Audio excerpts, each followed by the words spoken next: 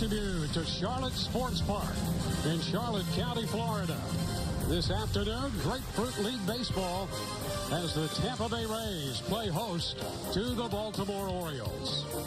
Hi again, everyone. Welcome to an afternoon of Rays baseball. Dwayne Stats with you. A beautiful day here. Clear skies, the temperature in the low 80s. And so the Rays and the Orioles just moments away as the Rays continue to prep for their season opener at Tropicana Field against the Houston Astros on the 28th of this month. They are also keeping an eye on Kevin Kiermaier and his preparation for the new season, hoping to keep Kevin Kiermaier healthy this year. He has more defensive runs saved than any defender in Major League Baseball since 2015. That defense and his bat with double-digit home run power, something they want in the lineup every day. A lot going on here this afternoon. We'll be chatting with the Rays manager, Kevin Cash, in the middle of this game. Rays wives were winners for charity. We'll have more on that. And when we come back, Tricia Whitaker catches up with Austin Meadows. Rays baseball. First pitch just moments away. The Rays and the Orioles go at it here today. But before all that, let's check in with Tricia.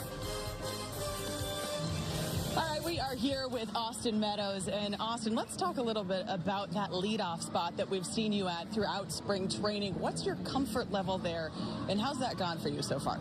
It's gone well. I'm comfortable up there, setting the tone early for the team. I've done leadoff before a little bit, growing up as a kid and throughout high school a little bit, so I'm pretty familiar with it.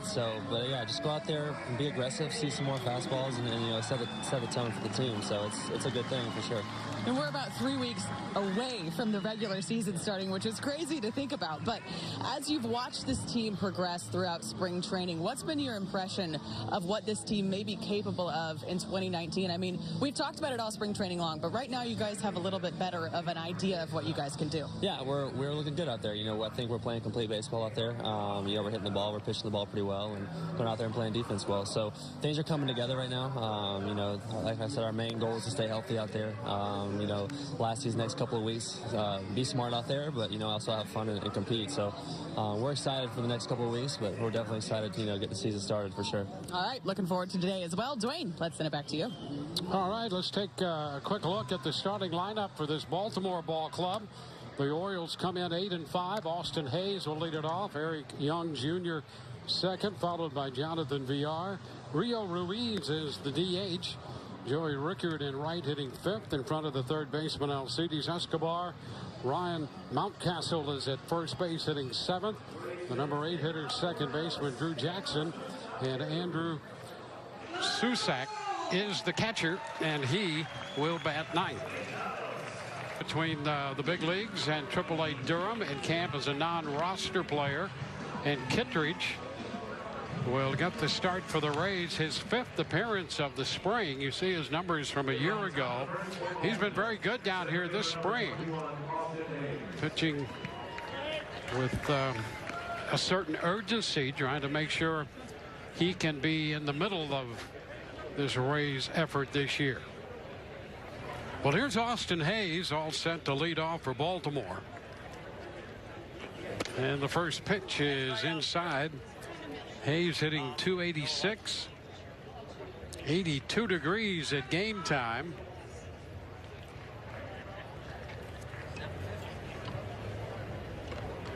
This Baltimore club cutting a miss on the slider, 1-1. A lot of new faces on the Baltimore Orioles from a year ago when they had that torturous season, winning 47 and losing 115. And it's not completely a different club, but pretty close to it. 1-2 now. Strike on the corner. And Austin Hayes, a young outfielder out of their system, getting another good look. Brandon Hyde, the manager of the Orioles. Here's a cut and a miss, and he knows going to have to fire down to first to complete that put out. And that's out number 1, a strikeout for Kittredge to begin the afternoon. Defensively for the Rays, we'll take a look around the infield. Mike Brasso's at third with Willie Adames at short. Robertson at second base. Diaz playing first. And the outfield, Lau, Kiermaier, and Meadows, left, center, and right. And Mike Zunino doing the catching. Here's Eric Young Jr., veteran player, and as a non-roster addition to the Orioles spring camp. Young will be 34 years old in May with the Angels in 41 games. Up and away, 1-1. The Orioles have been a hot team this spring. In fact, they share the best record in the Grapefruit League with the Philadelphia Phillies at 8 wins and 5 losses. That's a strike. The Rays have been streaky. They lost their first 4 and then put a little winning stretch together. Now they've dropped their last 3. They are 6-8 on the spring. Hot shot, a foul ball skipping down the right side.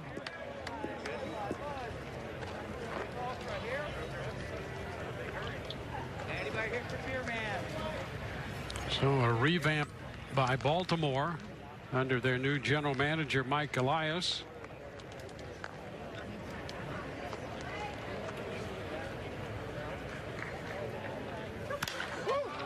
This one lifted back into left. Brandon Lau will go back just at the edge of the grass in front of the track. Half step onto the track to make the catch. Well, right now, very little breeze in the ballpark. A slight breeze out to left, but not enough to carry that ball any deeper than it went. You see kind of a leisurely little breeze reflected in the flags out there beyond the fence and left.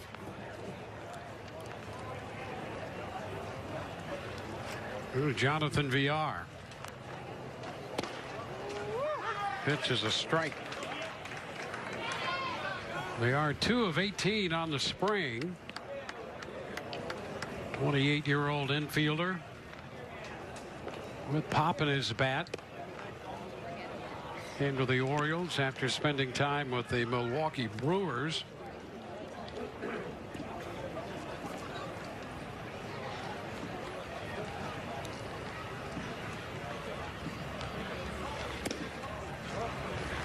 Kittredge misses away. It's 2-1.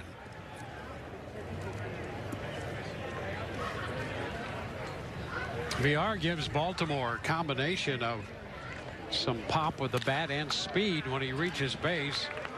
Brasso down at third makes this play with the throw across the diamond. It's a 1-2-3 inning for Kittredge. Rays coming in to hit.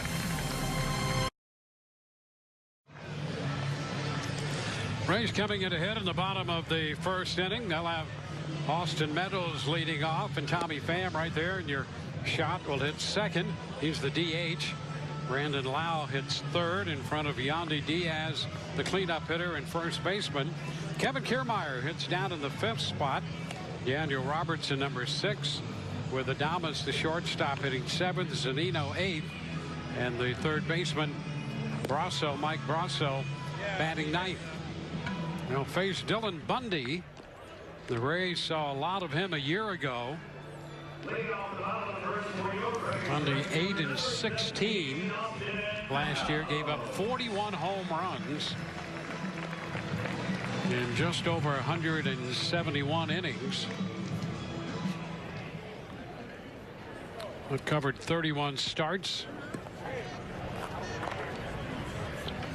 And here's Austin Meadows, hitting an even 300 on the spring. He's after the first pitch and a foul ball for a strike.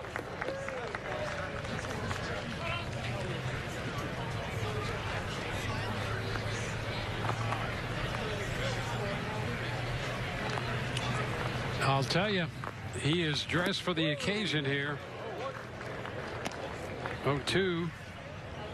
It's a good look on a day when the temperature's in the low 80s, clear skies.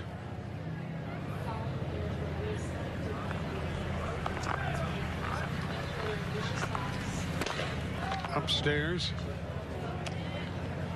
It's a ball, 2 strikes.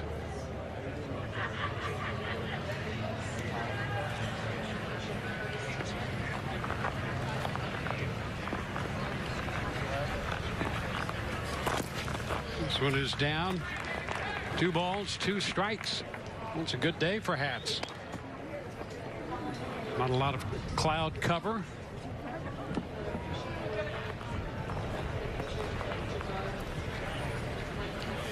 A couple of home runs this spring for Meadows, with 3 doubles and a triple. A piece of that one. He's making a bid to see a lot of time on a more or less everyday basis in the outfield. More Hats. A great variety. That's the spice of life. And a fastball foul right back. Count holds right there. 2 balls, 2 strikes. Well, this will wrap up the spring series between the Rays and the Orioles. 4th time they've met. The Rays took the first 2. They came away with 11-5 and 10-5 victories, and lost the last time they faced Baltimore, 9-6. Meadows extending his leadoff at bat. 7 pitches in with a 2-2 count.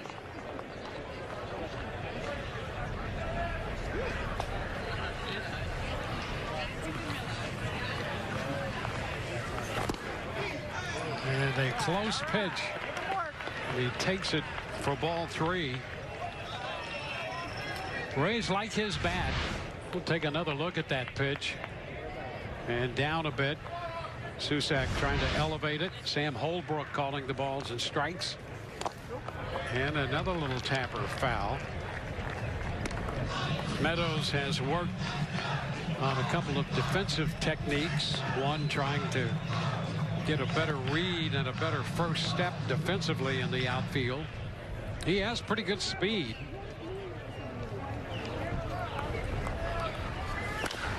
And fouls it again. So a big test right here for Bundy against the very first man he faces in Austin Meadows.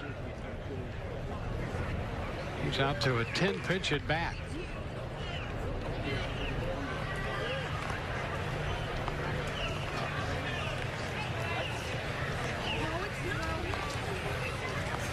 And on the 11th pitch, a popper left side.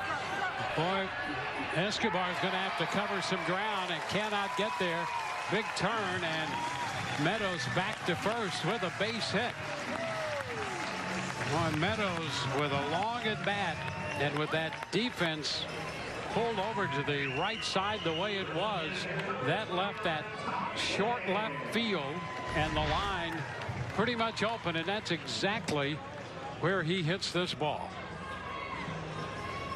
You see Escobar out there just coming up short. That ball falling in front of Young. And Meadows has an opening base hit. Here's Tommy Pham. Pitch is down. Well, you can only imagine how frustrating that is for a pitcher.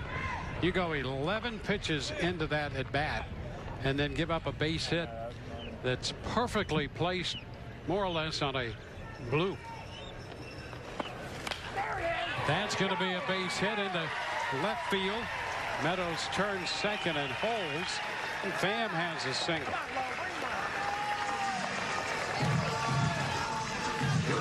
And Pham muscled that ball over the infield. And you see the location that pitch in. And he got the hands in a bit and was strong enough to get it over the infield.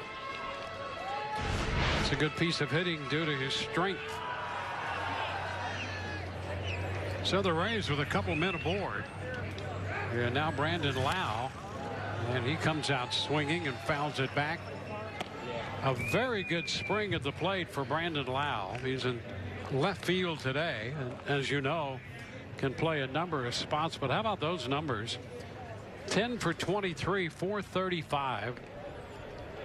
And of those 10 hits, 5 doubles and a home run.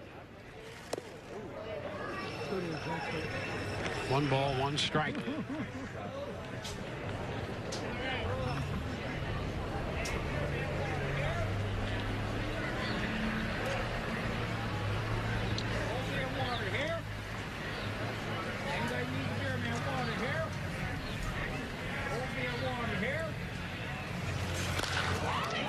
Base hit the other way. Meadows is going to be waved to the plate. He will score. The Rays take the lead. Brandon Lau comes through. Meadows scores from second. Pham goes to third. RBI number 9 for Brandon Lau on the spring. And the Rays jump out to a 1-0 lead. And that's the thing about Lau. He can pull the ball, hit it deep and out. He'll go the other way, uses the entire field.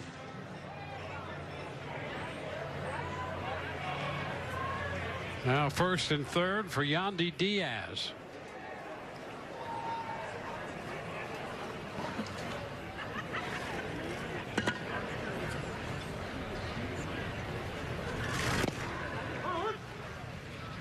A pitch in there for a strike.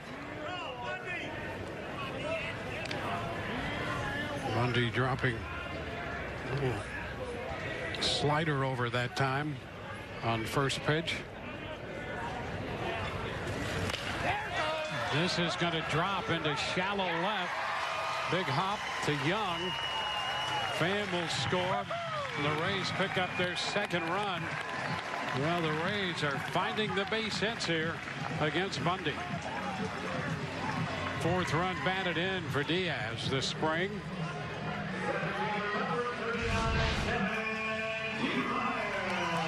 And another case of drawing those hands in and getting the bat to the ball and enough to drop it into left for the RBI single. Meadows and Pham have scored. Lau's at second. Diaz at first. And here's Kevin Kiermaier. We talked about Kevin in our opening comments. 1 hop to short. We are to Jackson 1. First base safe. The ball loose. Stopping at third, Lau. He bluffed a little start down, but the ball not rolling far enough away from Mountcastle. So Kiermaier reaches on a fielder's choice. Diaz forced at second.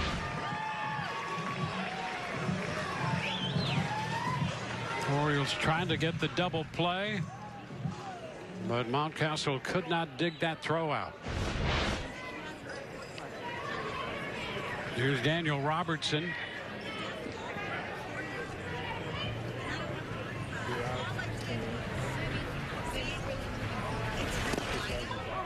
He takes a strike. Robertson is 8 out of 21 this spring. Lau and Robertson have had the best springs of any of the Rays hitters in this lineup.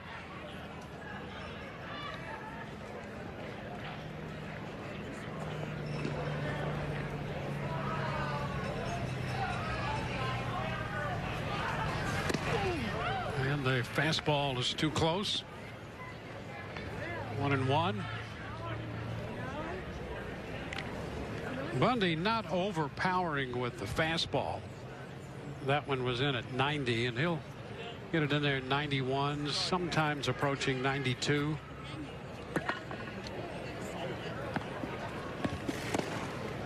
There's a strike. At one point, more than 10 or 15 years ago, 92 might have been pretty healthy for a fastball, but now with the high velocity in the game, it turns out to be pretty pedestrian.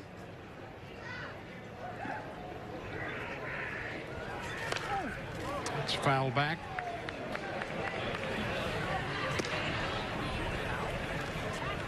Robertson hitting 6th.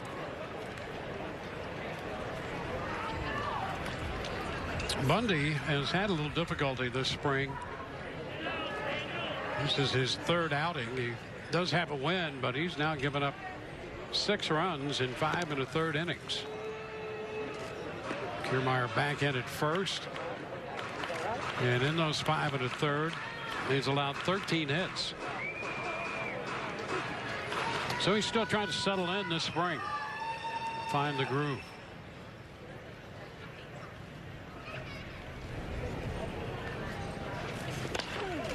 Pitch in on Robertson. He fouls it away.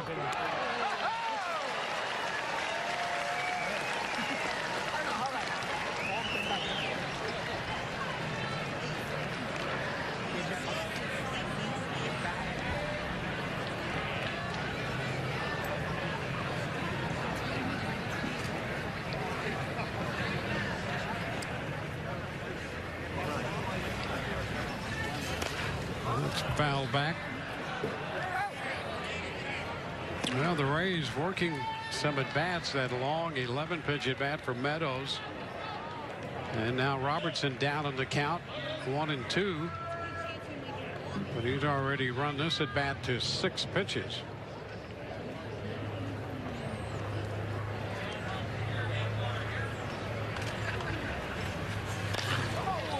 Lifts it into right center field. Hayes there to make the catch. Tag at third. Rays will pick up their 3rd run. Lau crosses the plate. 4th run batted into the spring for Robertson. Kiermaier remains at first. So nice job by Robertson down on the count to battle through an extended at bat, even though it was a 1-2 count. And he comes away with a sacrifice fly.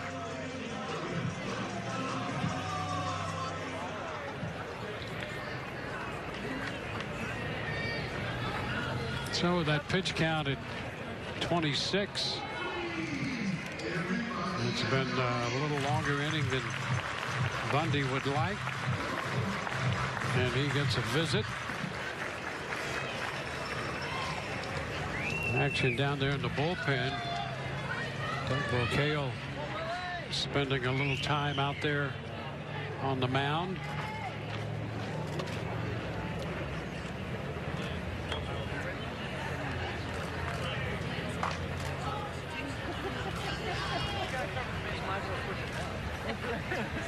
Get an early start.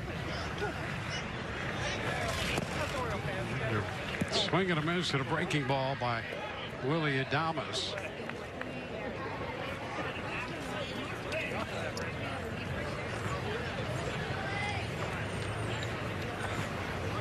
Orioles have Luis Isla up in the bullpen, big right-hander. Ground ball, third comes up for Escobar, and the throw to second close, but in time. Rays sends 7 men to the plate. They score 3-0 at the end of an inning.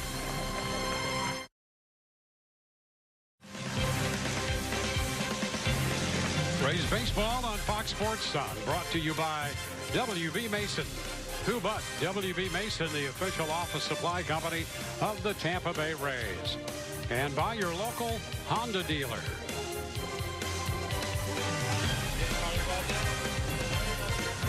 Rays taking an early lead with a 3-run first. We go to the second. Rio Ruiz will lead it off for Baltimore. He's the designated hitter today. And the pitch is a strike. Ruiz hitting from the left side.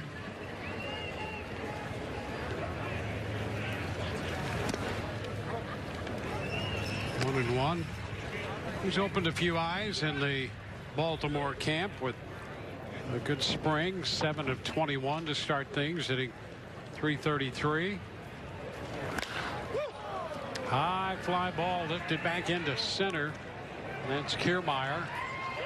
And he makes the catch. So Ruiz is retired.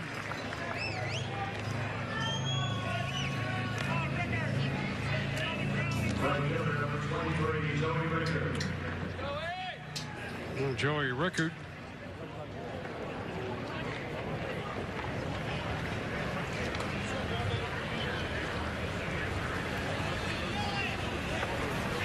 Rickard, formerly in the Ray's system. He was a Rule 5 pick a few years ago by Baltimore. It's a strike, and the Orioles are utilizing that technique, trying to get some young, talented players into their system. Ground ball, that's going to bounce through the right side. Now the Rays had the 4 outfielders with that defensive setup there, and the right side completely open with just a couple infielders on the left side. And you can see Rickard picked the perfect spot there. And has a base hit. Rays say they will employ that particular defensive setup, and it's a new look, but it's something that we expect to see from time to time. Rickard beat it with that ground ball. Now here's Alcides Escobar. A little late right there. Strike one.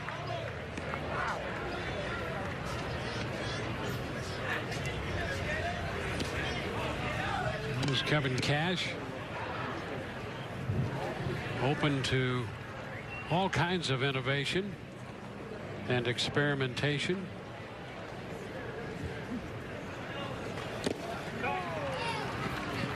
Oh, 2 on Escobar. Zunino ready to fire down to first on Rickard, but misconnected on the pickup of that baseball.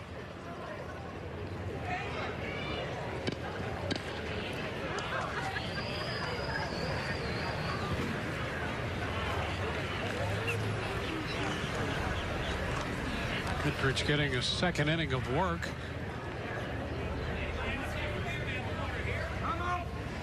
And time granted just as Kittredge was set to make that delivery. Escobar requesting time granted by Sam Holbrook.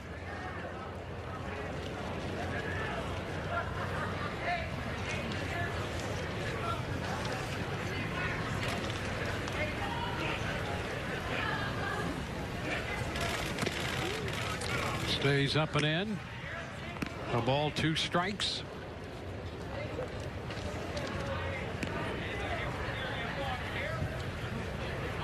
Well, Escobar has been around, a veteran infielder, 32 years old, and very aggressive at the plate.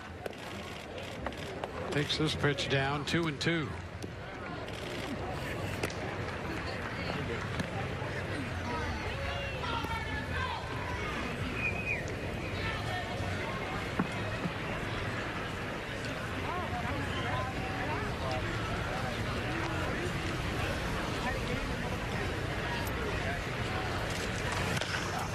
Ground ball, third.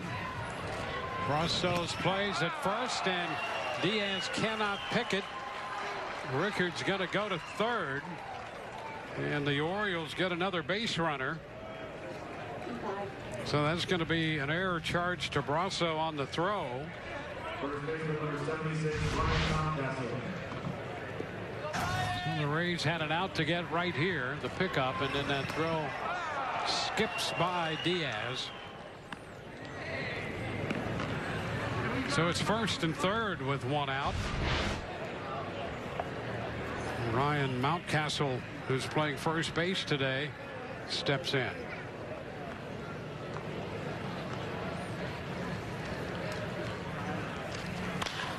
And he's going to beat the shift. A base hit to the right side. Rickard scores. Escobar goes to third. It's 3-1. Well, that time only 3 outfielders, but 3 infielders on the left side.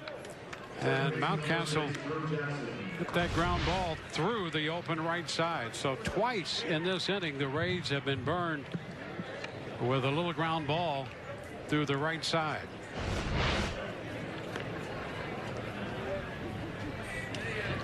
Boy, if you're a pitcher, it's a nightmare inning because you've really thrown 3 ground ball outs, and you got the fly ball out to begin the inning. So it's in Kittredge's mind. He has to think, well, I've gotten 4 outs, and I'm going to have to get 6 to get out of this thing. Drew Jackson, strike 1.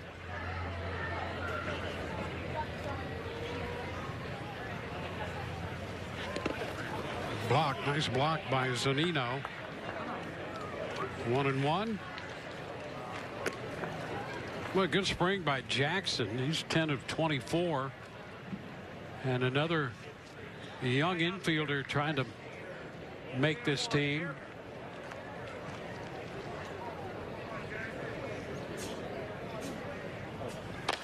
A little tapper. Bare hand pickup and an off balance throw. Out at first. The run will score. Mountcastle goes to second and Jackson out at first base. Jeff Kellogg on the call. And Diaz, a nice job at first and a good job by Kittredge on that ball that was just tapped, forcing Kittredge to make an off balance throw. So they get the out. Baltimore picks up the run. Now Mountcastle's at second. And Susac, the catcher, will bat.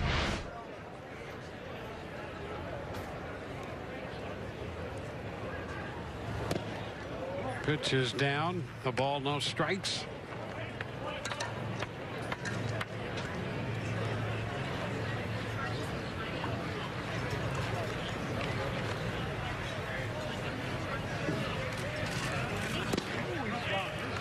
One and one. So Kittredge working his way through a frustrating inning. He very easily could have retired all 5 men he has faced. Right now 2 runs have scored, a man in scoring position with 2 outs, and the pitch is inside. 2-1.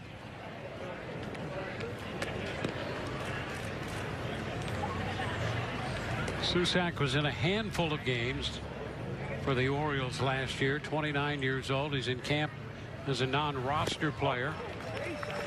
The count is 2-2. He missed the slider there. Kittredge will be slider heavy.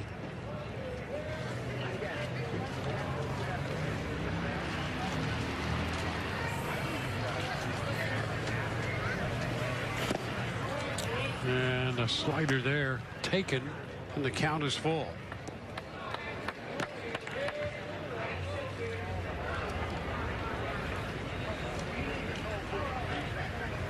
Rays continue to shift with Susac, the hitter. And he fouls it the other way. Out of play.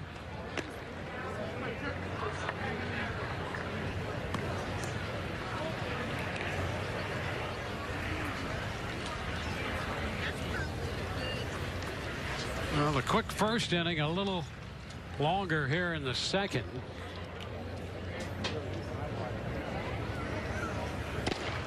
And he just missed right there for ball 4. And even that was close. The walk on a 3-2 pitch just outside. There you see Zunino trying to help, trying to bring that one back, but it was a ball. Pinto's been up in the bullpen. Ricardo Pinto throwing out there. You can see Zunino shaking his head and with that little smile. That's really all you can do, because Kittredge's victimized by some tough luck in this inning. Kyle Snyder says go get him.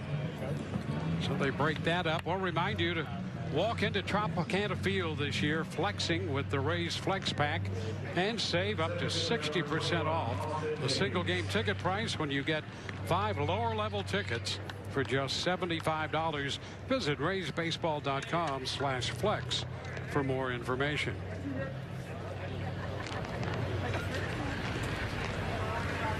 Top of the order, here's Austin Hayes. Pitch is a strike.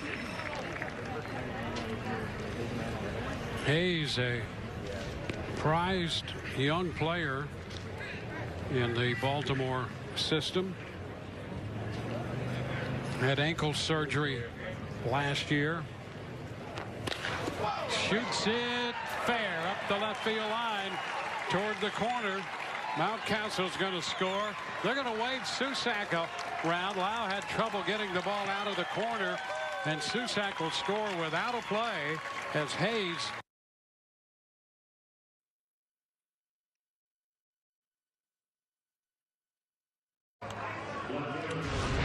Well, tough way to go now for Kittredge.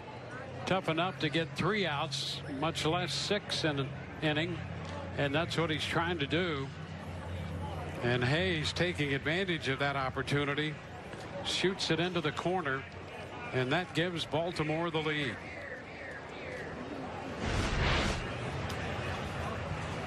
Here's Eric Young Jr. And a little tap picked up by Kittredge. Thrown at first. It hits Young and deflects off Diaz. And the nightmare inning continues. Hayes scores. And Young is aboard. That's going to be an error charge to Kittredge as he tried to get that ball by the runner and could not do it. And that's going to be it. So a tough luck inning indeed. Boy, counting this one to get out of this inning, the Rays are going to have to get 7 outs. They should have recorded 6 outs already, and that's going to be it for Kittredge. He faces 8 men in this inning and leaves down by 2 with a man on. Back with a new pitcher. Andrew Kittredge on the bench in the Rays dugout. It's better just to forget about that inning. There's no way that you're going to successfully analyze that. Just get out of it healthy, as the Rays have given Baltimore 7 outs in this inning, and the Orioles, taking advantage, have scored 5 times to take the lead. And now Ricardo Pinto will take over. So an inning and 2/3 for Kittredge. We had him at 37 pitches. Gave up 3 hits and 5 runs.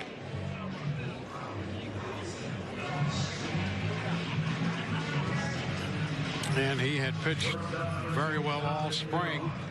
And not a bad job today. The line doesn't reflect that, however. And now it's Pinto.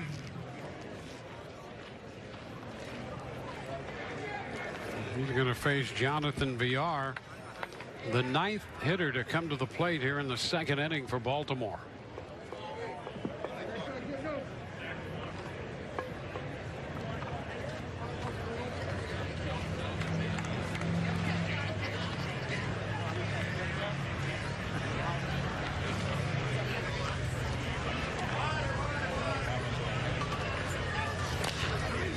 Big swing and a foul ball by Villar.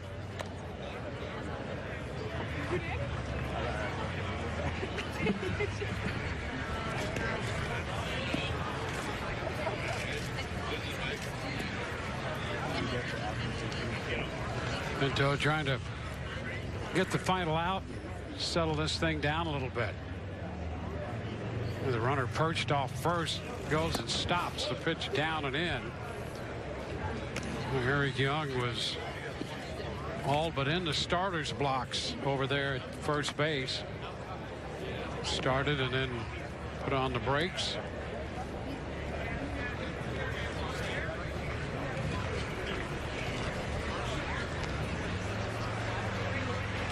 Now he goes.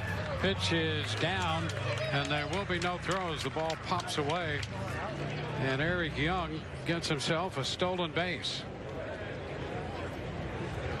So the Orioles continue to be aggressive, and that's one thing they've been all spring. And you can see that that's the type of baseball apparently they're going to play as they try to rebuild in Baltimore.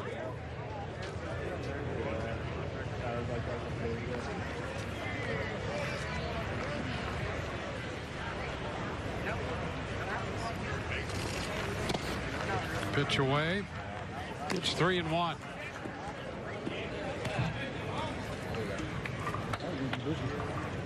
Yeah.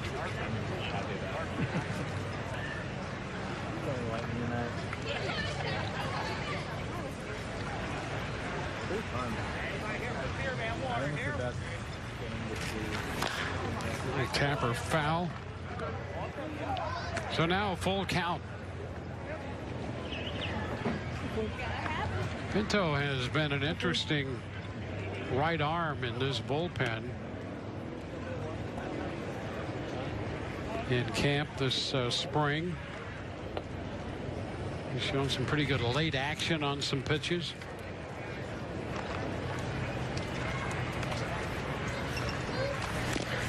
A little tap foul. And his pitches will dart both ways. With VR up there hitting left-handed away from him. Sometimes a short little cut in. That's what makes him interesting to the Rays.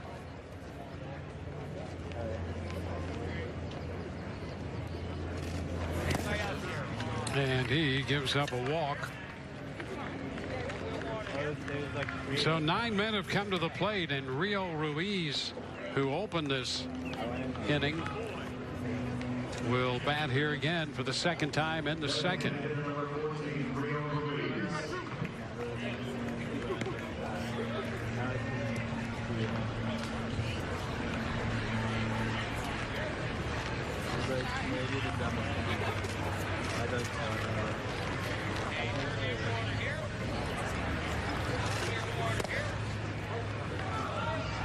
Pitch is down. 1 ball, no strikes.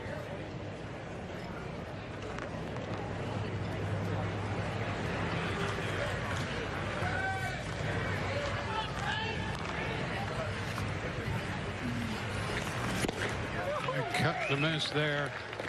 Now 1-1.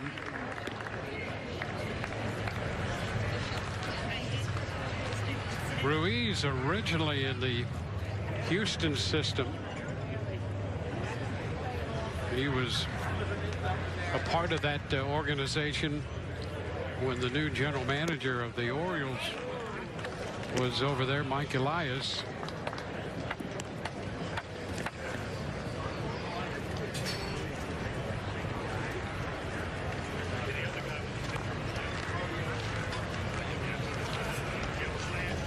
No, I wasn't there. 2-1 the count.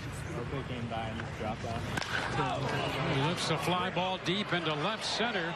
Kiermaier all the way to the wall, and that one is gone. Boy, Ruiz showing some power the other way there. And he belts this one out.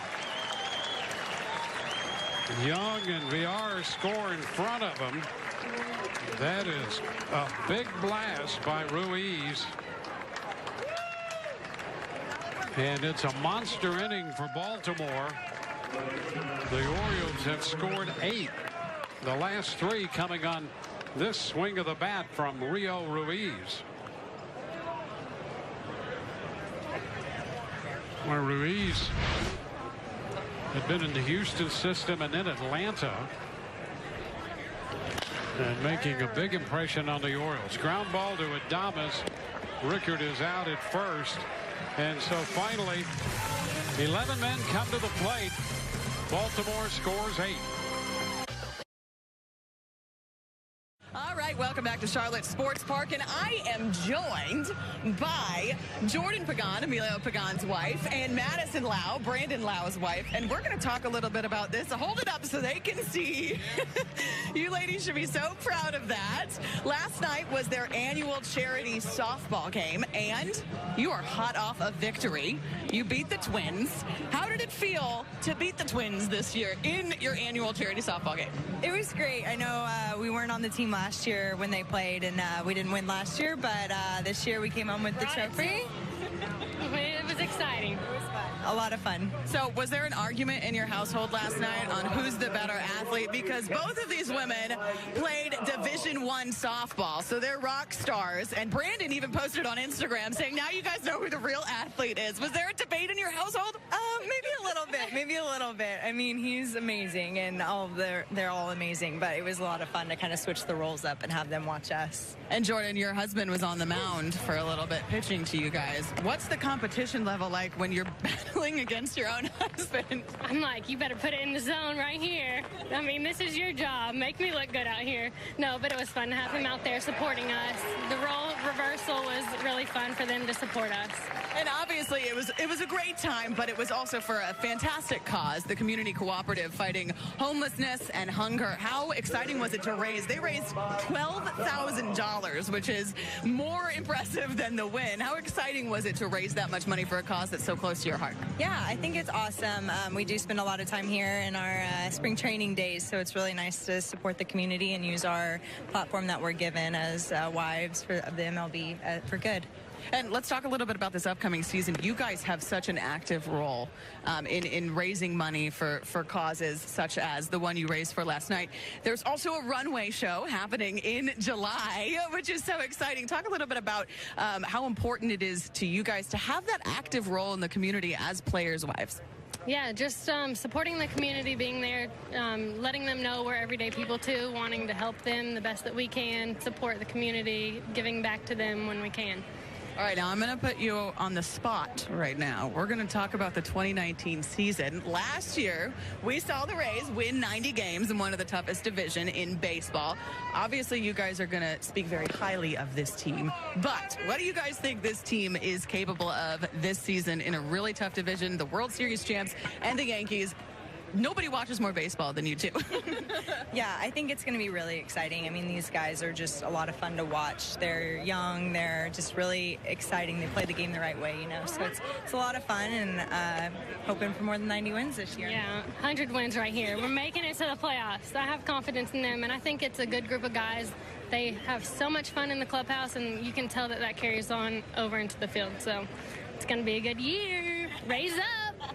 All right, Dwayne, you heard it here first. They're making the postseason this year. These two ladies say so, and they would know because they're experts at their craft. Thank you so much for joining us. You should be so proud of that trophy. Dwayne, let's yeah, to you. two very knowledgeable young ladies right there. Impressive conversation, and I like their predictions as well. Nice going.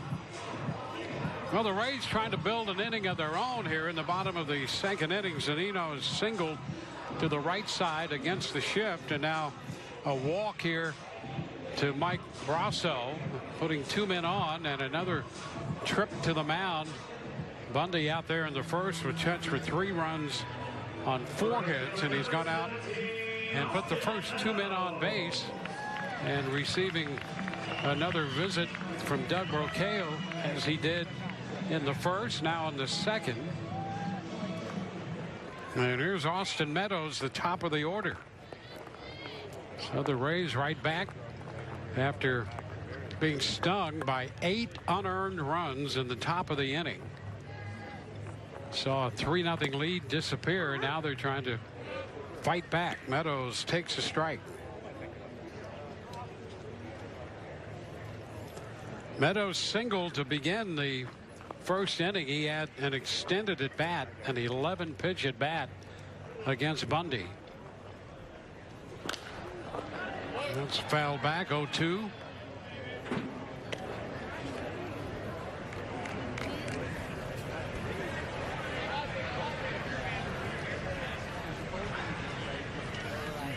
Tommy Pham will be next. So we are back around to the top of the order with 2 men on and nobody out.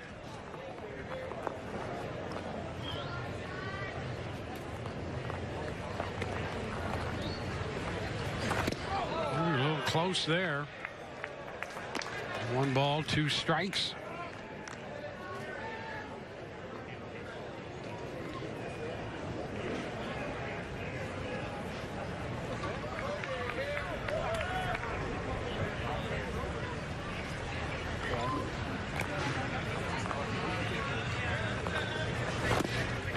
And down and in with a breaking ball.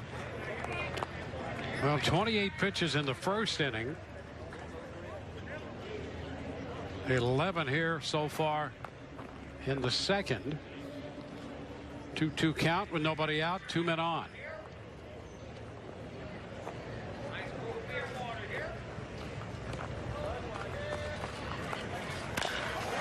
Into right field. That's going to stay up for Rickard.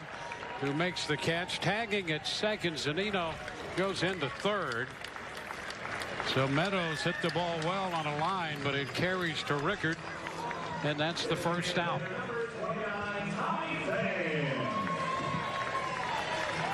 And on the corners for Tommy Pham.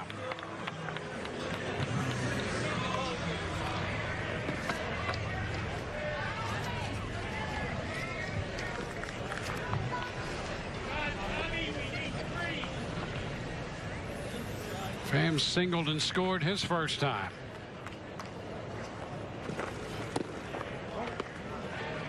No ball, no strikes.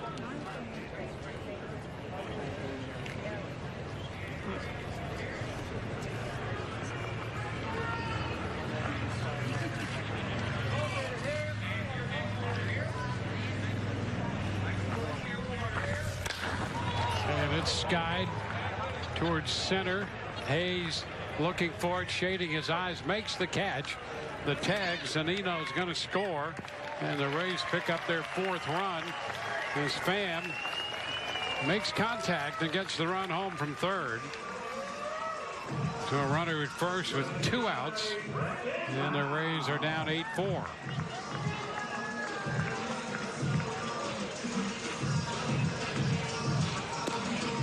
And the hitter's going to be Brandon Lau, who drove in a run his first time.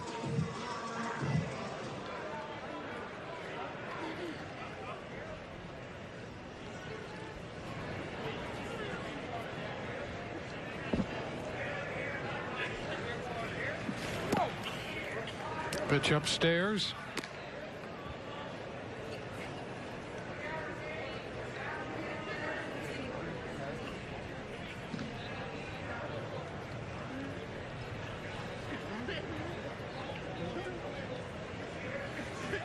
Runner takes off. The pitch is shot foul down toward the berm.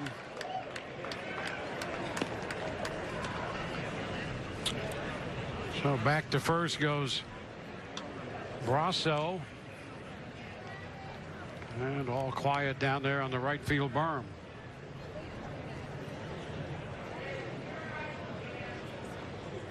A 1-1 count.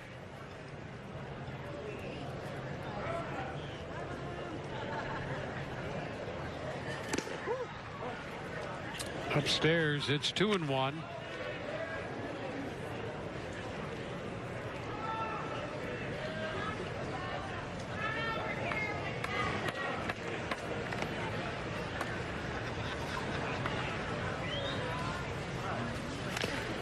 Big cut.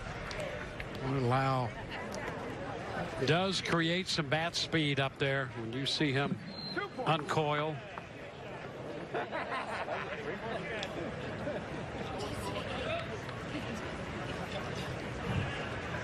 Two balls, 2 strikes.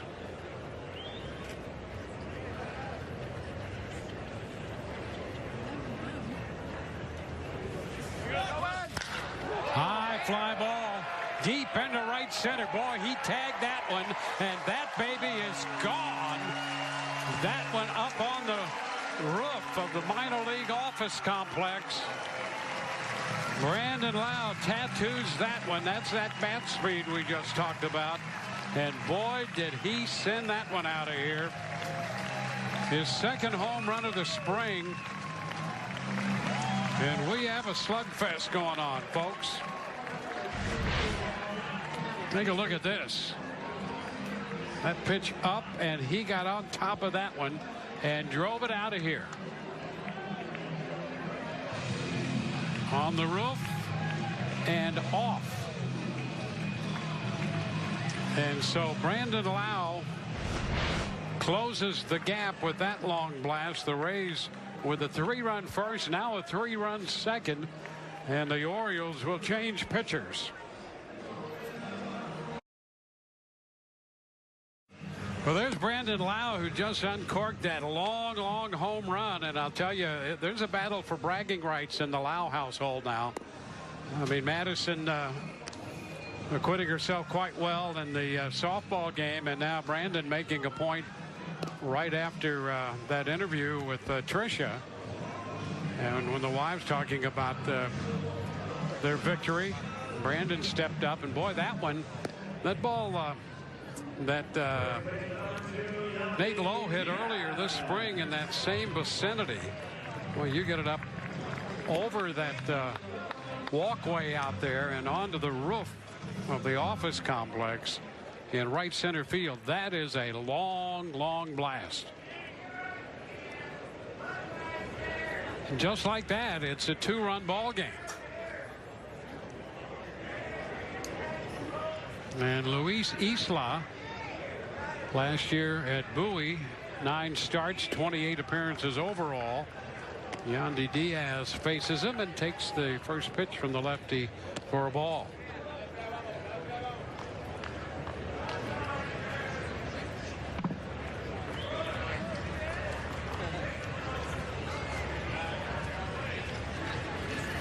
That's a hot shot. Oh my gosh. A shot to Escobar at third. You talk about the ball coming off a guy's bat. Diaz becoming famous for that. You don't hit the ball much harder than that. And that ball literally did catch Escobar down there at third. Rays right back in it, down 8-6. Rays baseball on Fox Sports Sun, brought to you by your Southern Chevy dealers and by the Florida Council on Compulsive Gambling. Taking one too many losses this season? Call 888-ADMIT-IT or visit gamblinghelp.org.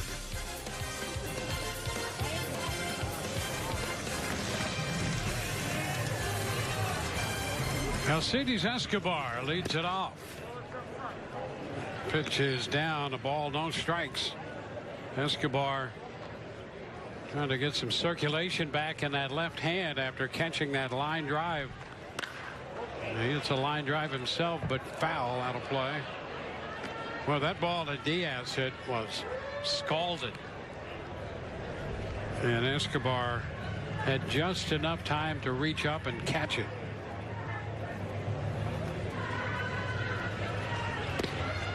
Upstairs. Well, a 2-1 count on Escobar here in the third inning. 14 runs scored already in this game. Baltimore scoring 8 unearned runs in the top of the second inning on a couple of errors, and 2 or 3 times when they beat the shift. Brandon Lau's home run pulling the Rays to within 2. And now Pinto, after getting ahead of Escobar, now has a full count on him.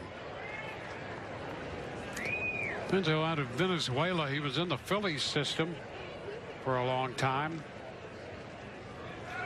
Swinging and a miss. That pitch up, kind of backed up, I think, on Pinto, and Escobar strikes out.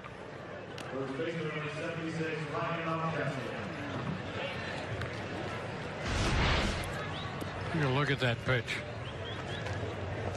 Yeah, that did. It just backed right up, and Pinto gets the better of that. Mountcastle takes the pitch down and away. 1 ball, no strikes.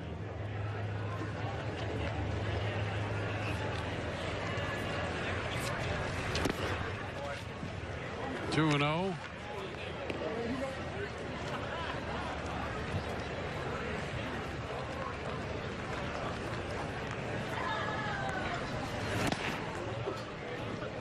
And 3-0. Mountcastle at first base today. The Orioles trying to sort all of that out. Probably the best position for Mountcastle would be first or left. Swinging right there, 3-0, and fouls it back.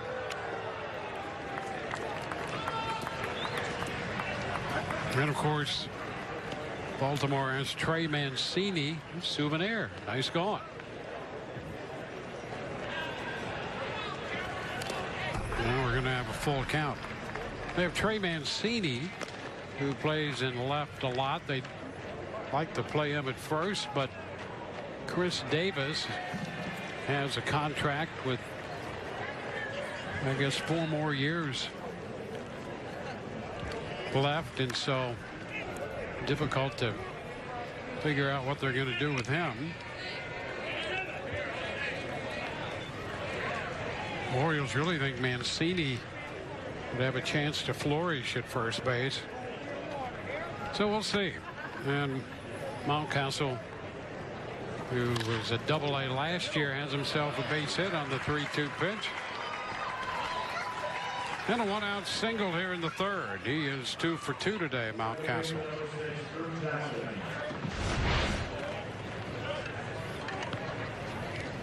Too much of the plate.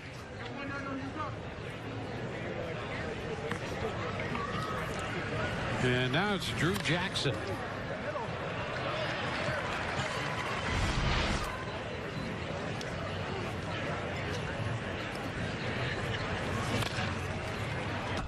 Cut the foul ball.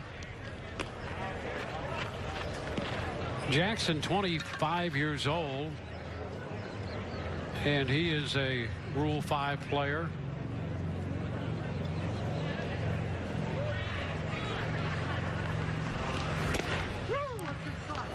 He's out of Stanford.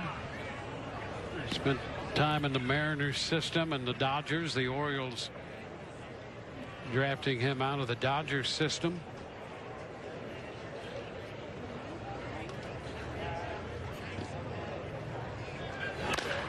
Down to third, backed up.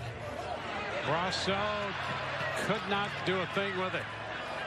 Well, he found himself backing up to try to glove it and could not start anything. Jackson is aboard.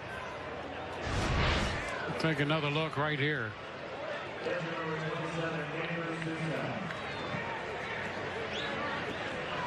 He didn't know he had it. And it goes as a base hit. Boy, we've had some strange things happen already in this game. And Brasso was surprised to find it in the webbing of his glove.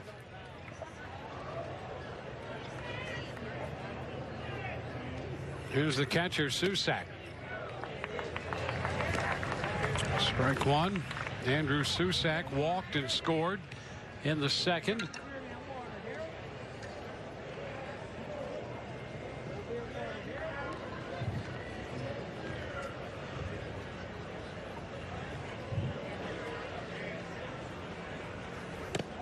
Pitch inside, 1-1.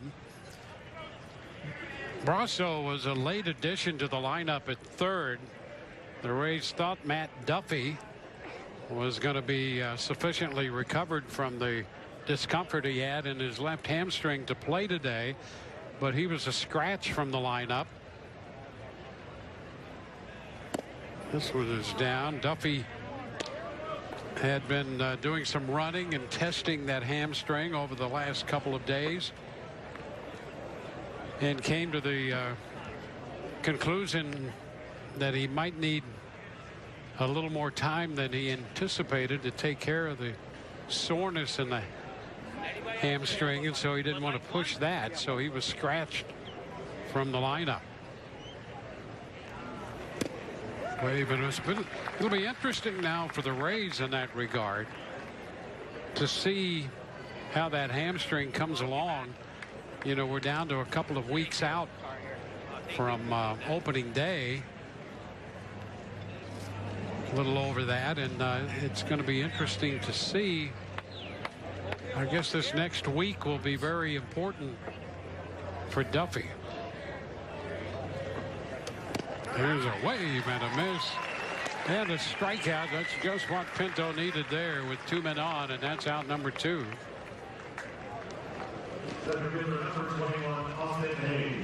Now we go to the top of the order again. We'll be chatting with Kevin Cash later on today in the game, and we'll discuss the Matt Duffy situation with him.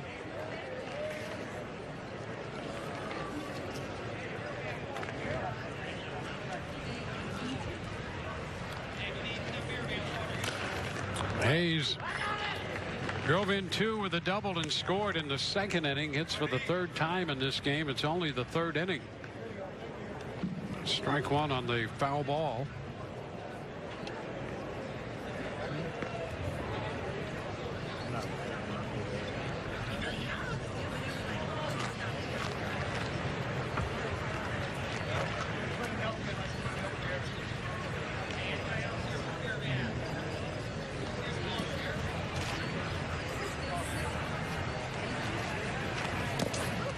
Pitch is down, 1-1.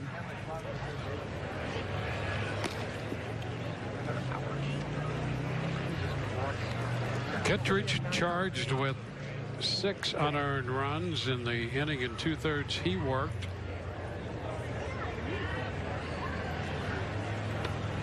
Pinto charged with a couple. Ground ball, shortstop. Adames with the toss to Robertson for the force, keeping Baltimore off the scoreboard. 8-6 Baltimore. 8-6 ball game. Rays down by a couple, coming in to hit in the bottom of the 3rd. Reminder, next Saturday the Rays host the Twins at Charlotte Sports Park, and the first 500 fans 14 and under receive the DJ Kitty slippers, courtesy of Crown Automotive. Visit raysbaseball.com/spring for more info.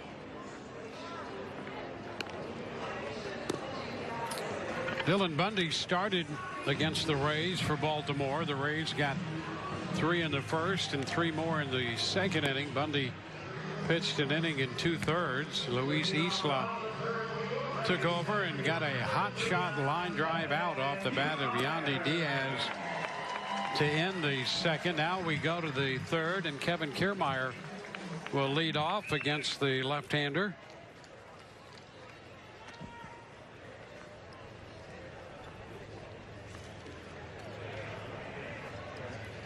Kiermaier, then Robertson and Adames.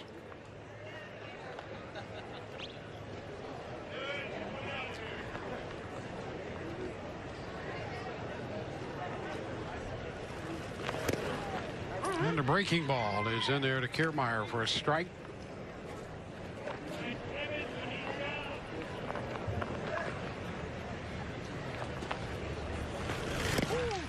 And an attempt at a breaking ball that did not bite much.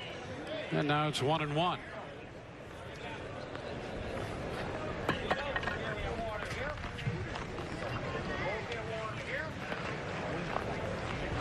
So all the damage by the Rays assessed against Bundy. 2-1.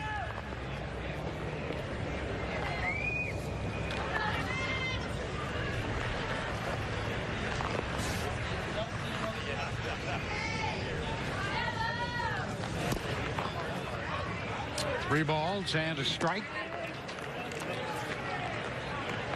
Chaz Rowe is warming in the bullpen now for the Rays.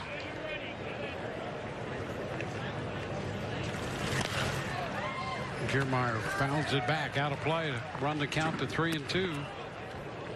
Here's the veteran right-hander Chaz Rowe, scheduled to get some work.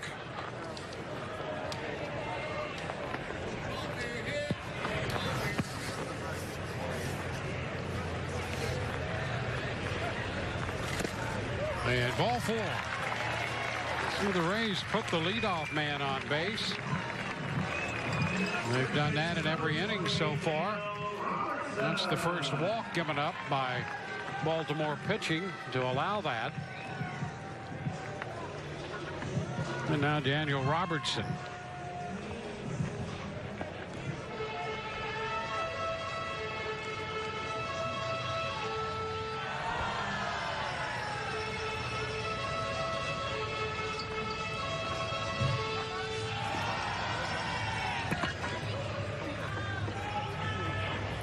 Robertson with a run batted in. There's a one hopper to second. Out at second. That's the only one they get. Jackson with a toss to VR. Fielder's choice. Robertson aboard. Kiermaier forced at second.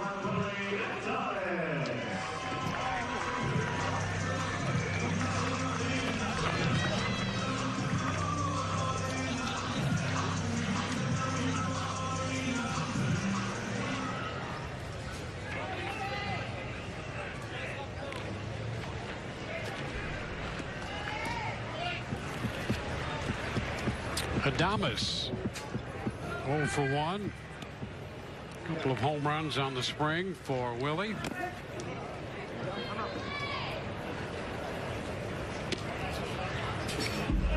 One ball, no strikes.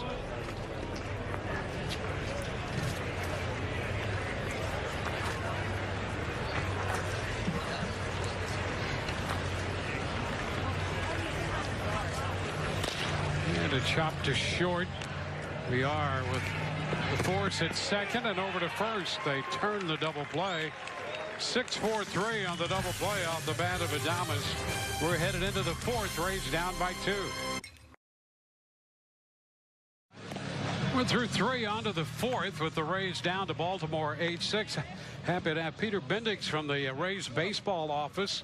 And I'll tell you, number one, we've got a lot to talk about today, Peter. Great. I mean, this game and then a couple other things going on. But anyway, it's great to have you with us. Glad to be here. As we try to explore how the Rays get to some of the decisions they make. And I know that it's difficult to sometimes be completely forthcoming because it's a competitive situation with other clubs. But give me an idea in the front office now, and your title is baseball development. Yes. So explain to me what baseball development is. You know, if you're in development, in some areas you're raising a bunch of money, but what you're trying to do is raise talent here, right? Exactly. Try to get some extra wins out of whatever we have on hand. Yep. Baseball development primarily is about communication and kind of being a translator.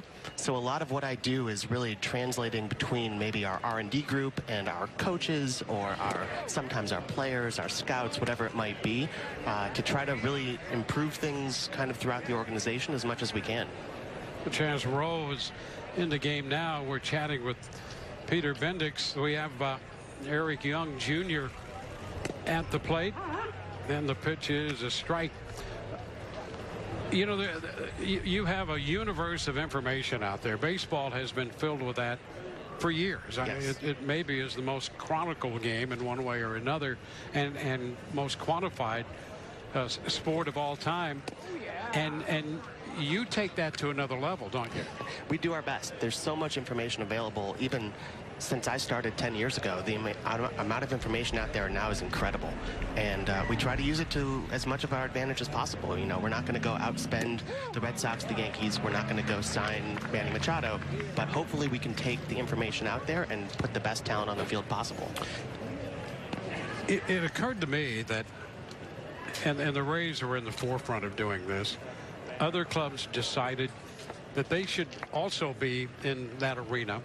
And so now, as you try to come up with new information to give you an edge, well, before you know it, those other clubs are trying to, if not emulate you, and sometimes straight out emulating you.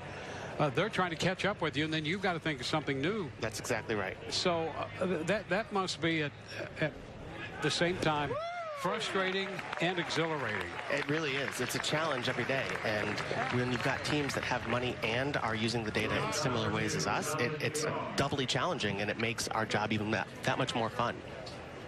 Here's a guy, for an example, Chaz Rowe.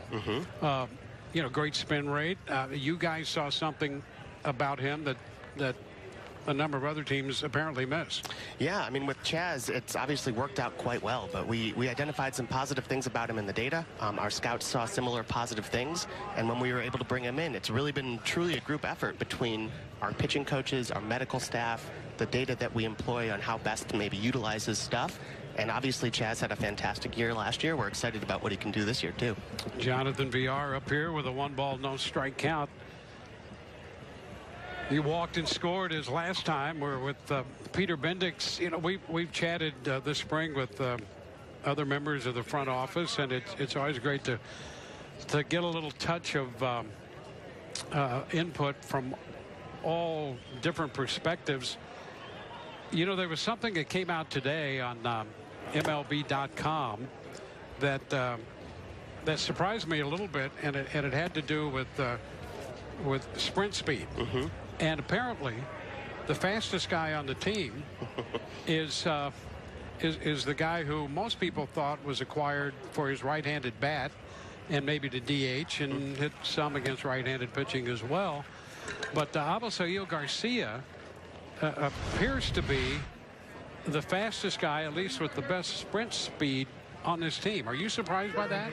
It was something we identified about Abisail when we were looking into him this offseason. I'd probably personally bet on KK winning a race if I had to put money on it. But we knew that Abisail had good run times, and that's one of the cool things that StatCast can measure much more precisely than we might be able to measure before StatCast. So how do you break that down? As you said, you figure if you're going to put Kiermaier in the starting blocks and Garcia, you'd probably put your money on Kiermaier. I think so.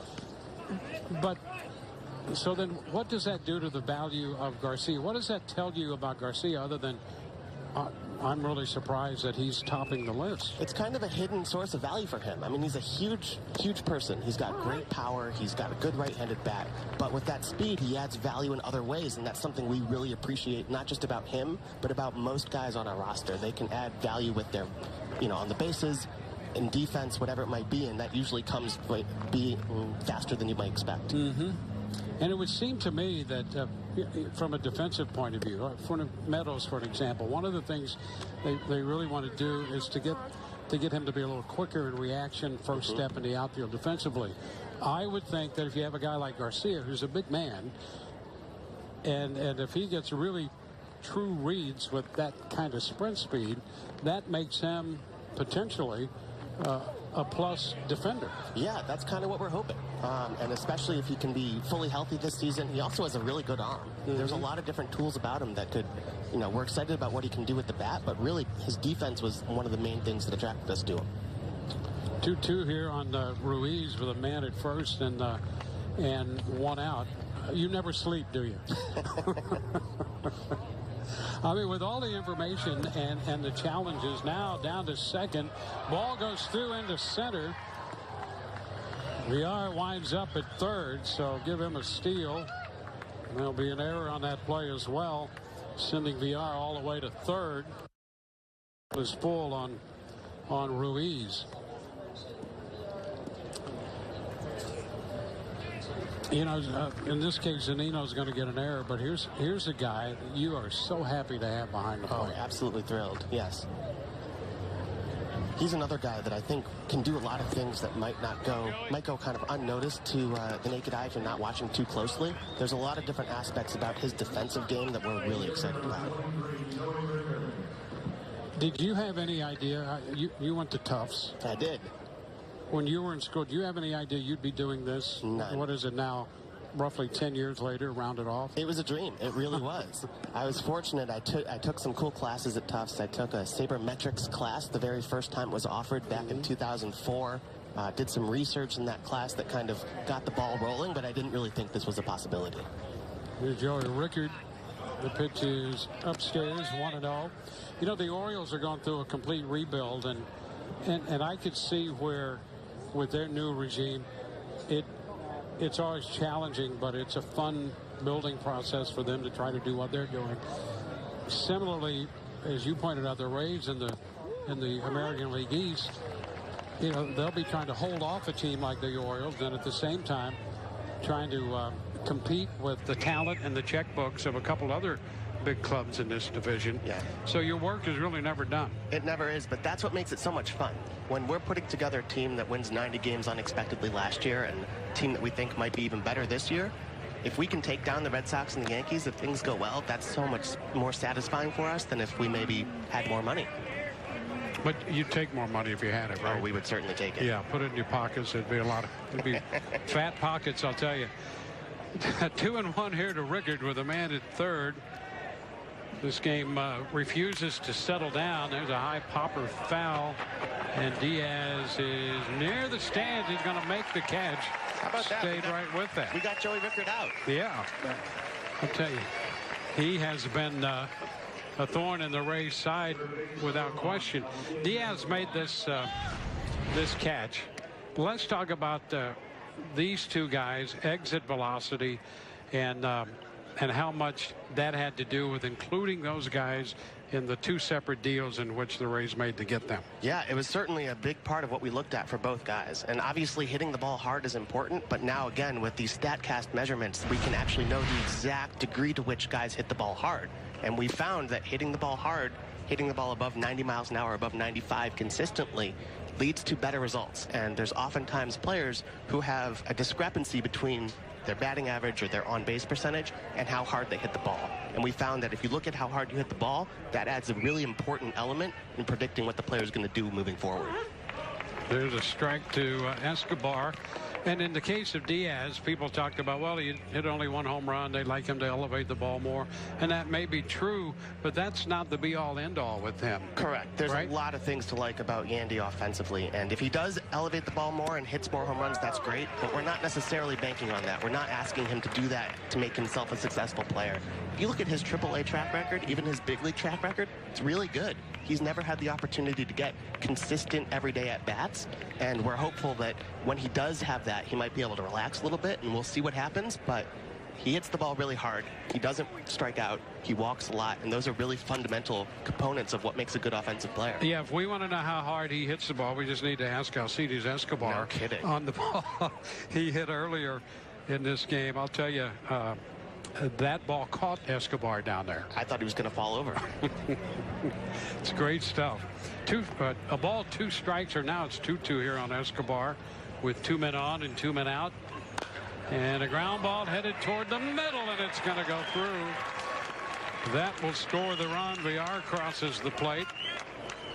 Ruiz to second base, and Escobar reaching out to get that ball through the middle drives in the run. And now with Chaz Rowe touch for a run and 3 base runners here in the inning, we're going to get a pitching change as Kevin Cash heads to the mound. So the Rays make a call to the bullpen. We're chatting with Peter Bendix, and we'll both be right back after this. This ball game against the Baltimore Orioles refuses to mellow out. We're in the 4th inning, and Peter Bendix in the booth with us, talking about all kinds of things, sabermetrics and more. You know, every club, you see them in the spring, they bring a number of pitchers in. Over the winter, you've got to make a decision. There are a lot of guys out there you might consider. How do you decide this is the guy we're going to bring in and maybe this is the guy we're not? Well, it starts really with our scouts and with the data and looking for players that we think might be a little undervalued or have something that might be able to do better. And then from there, it has to do with our needs. You know, we might be looking for a particular skill set, a particular handedness, whatever it might be. And this year we were fortunate enough that we had a lot of good pitching in-house. And with a guy like Charlie Morton, for instance, we really identified him as somebody that might be able to contribute every 5 days towards the top of the rotation. And that was one of the things that we were really looking for. Yeah, I wanted to have you comment about Charlie Morton. Here's a guy, it's a sizable investment. It's not a guy you're bringing in, obviously, as maybe a non-roster guy, another guy who you're trying to discover. I mean, he's kind of discovered himself over the last couple of years, and you've identified him as a guy who could make a big difference in stabilizing the pitching staff. I think that's exactly right. Yeah, as you know, we plan to continue with the opener for at least a couple of times through the rotation, but we think it's important to have a few guys in that rotation that you can count on every 5 days, and you really need somebody at a high level to be able to compete with the Red Sox and the Yankees. And Charlie's shown it. He's, in the last few years, he's pitched in the World Series. He's had some great seasons, and he's got the stuff behind it. He's the type of person that you would want to bet on. And he's a really good example for some of our younger pitchers. Yeah, the other thing that impresses me, we had a shot of Kyle Snyder there. Here's Santos delivering, and Mountcastle hitting one a mile to center field. He's going to hit it off the batter's eye. And that one flies out of here, a 3-run home run. And so the Orioles just continue. That will give them 12 runs on the day with his 3-run home run, and Mountcastle is 3 for 3. Trying to keep up with you and this game is a bit of a challenge, I'm going to have to admit. Really an interesting situation. I'll tell you, the other thing that you've been with this organization long enough to see is really the reestablishment of an elite minor league system. Yes. Which is pretty special, I think. We're proud of it. We're proud of the fact that we've built up this system that, you know, we're starting to see the fruits of already, and we've got a lot of talent underneath that should be coming up this year, next year, 2 years from now. We're proud that we were able to build that without tanking, so to speak. Yeah. Well, Drew Jackson grounds out. It's a 12-6 ball game. Peter, we made it through the inning. All right. It's great to see you. Thanks for having me. My pleasure. 12-6, Baltimore over the Rays, middle of 4. Rays baseball on Fox Sports Sun, brought to you by Steak and Shake, famous for steak burgers, and by the Florida Lottery. The Florida Lottery gives billions to Florida schools every year. Your ticket's their ticket too.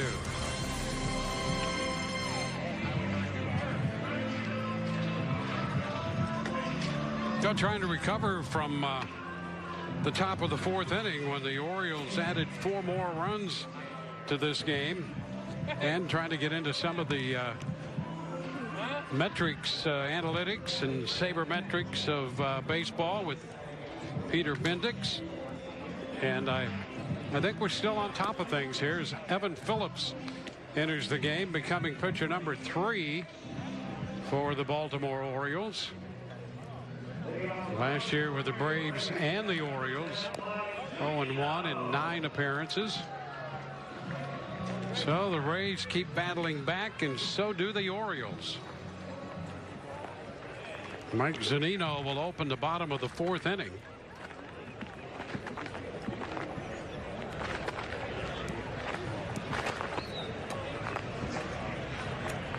Baltimore scored 4 runs on a couple of hits, a couple of walks, and error in the top half of the inning, and now we go to the bottom with Zunino facing Phillips.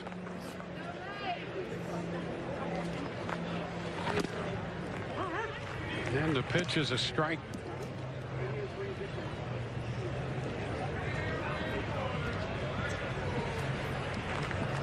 Brasso will be next, followed by Meadows.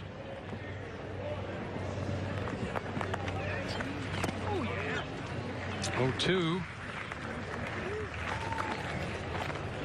Isla pitched an inning and a third. Gave up a walk, threw a double play ball, so 6 runs charged to Bundy and nothing to Isla. Now we see Phillips, and a wave and a miss. Zunino is out on strikes. 1 away here in the bottom of the 4th. Rays start to push for the postseason opening day when they match up against the Houston Astros. That'll be Thursday, March 28th at 4 p.m. Be there from the beginning. Get your opening day tickets at RaysBaseball.com before they sell out. That's going to be a great pitching matchup, as it turns out. Of course, Blake Snell's going to open for the Rays, and Justin Verlander will be the opening day pitcher for Houston. 1-0 the count to Brasso. So that'll be fun to see that matchup.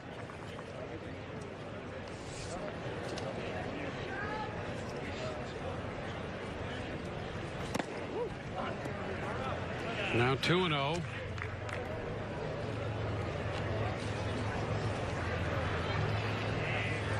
You know, Blake winning the Cy Young Award, and Verlander finishing second in that battle for the American League Cy Young Award, and they will face off on opening day. And something in the history of the game you don't see very often. Ron Guidry won the Cy Young Award for the Yankees, and the first game of 1979 saw Guidry facing off against the runner-up in the Cy Young balloting that prior year with the Brewers' Mike Caldwell. And so the same situation will occur when Snell and Verlander hook up on the 28th at Tropicana Field. Now a walk here after the strikeout. Brasso is aboard. Gaylord Perry, that same year, had won the Cy Young and for the Padres, and hooked up against Bert Hooton, who finished second the year before with the Dodgers, and they hooked up. And as far as we know, that might be the only time that's happened. So this would be, I guess, the third time that we would see that occur. Here's Meadows swinging and missing. And that will be the 28th when the Rays and the Astros open the regular season at Tropicana Field with Blake Snell against Justin Verlander. The Cy Young Award winner and the runner-up in the Cy Young balloting. Pitch is wide to Meadows, 1-1. Runner at first, one gone. Meadows singled and scored in the first inning.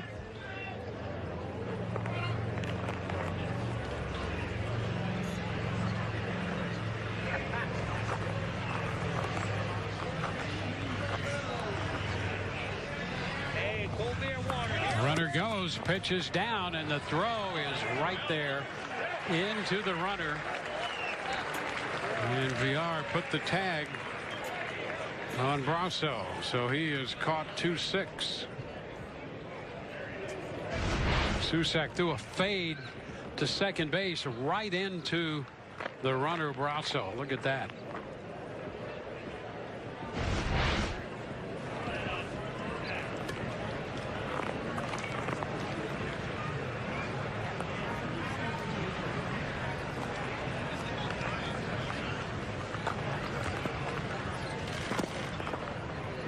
Pitch is down. 2-2. You know, that discussion with Peter Bendick's interesting about Avisail Garcia. You know, the one thing you have to do is be healthy, and he had that knee worked on, and so if he gets healthy, that's going to be an interesting addition that we will see that we maybe didn't expect to see. Fly ball to left, and it's caught by Eric Young Jr. Meadows out of there. We're going to head into the fifth inning. It's now 12-6.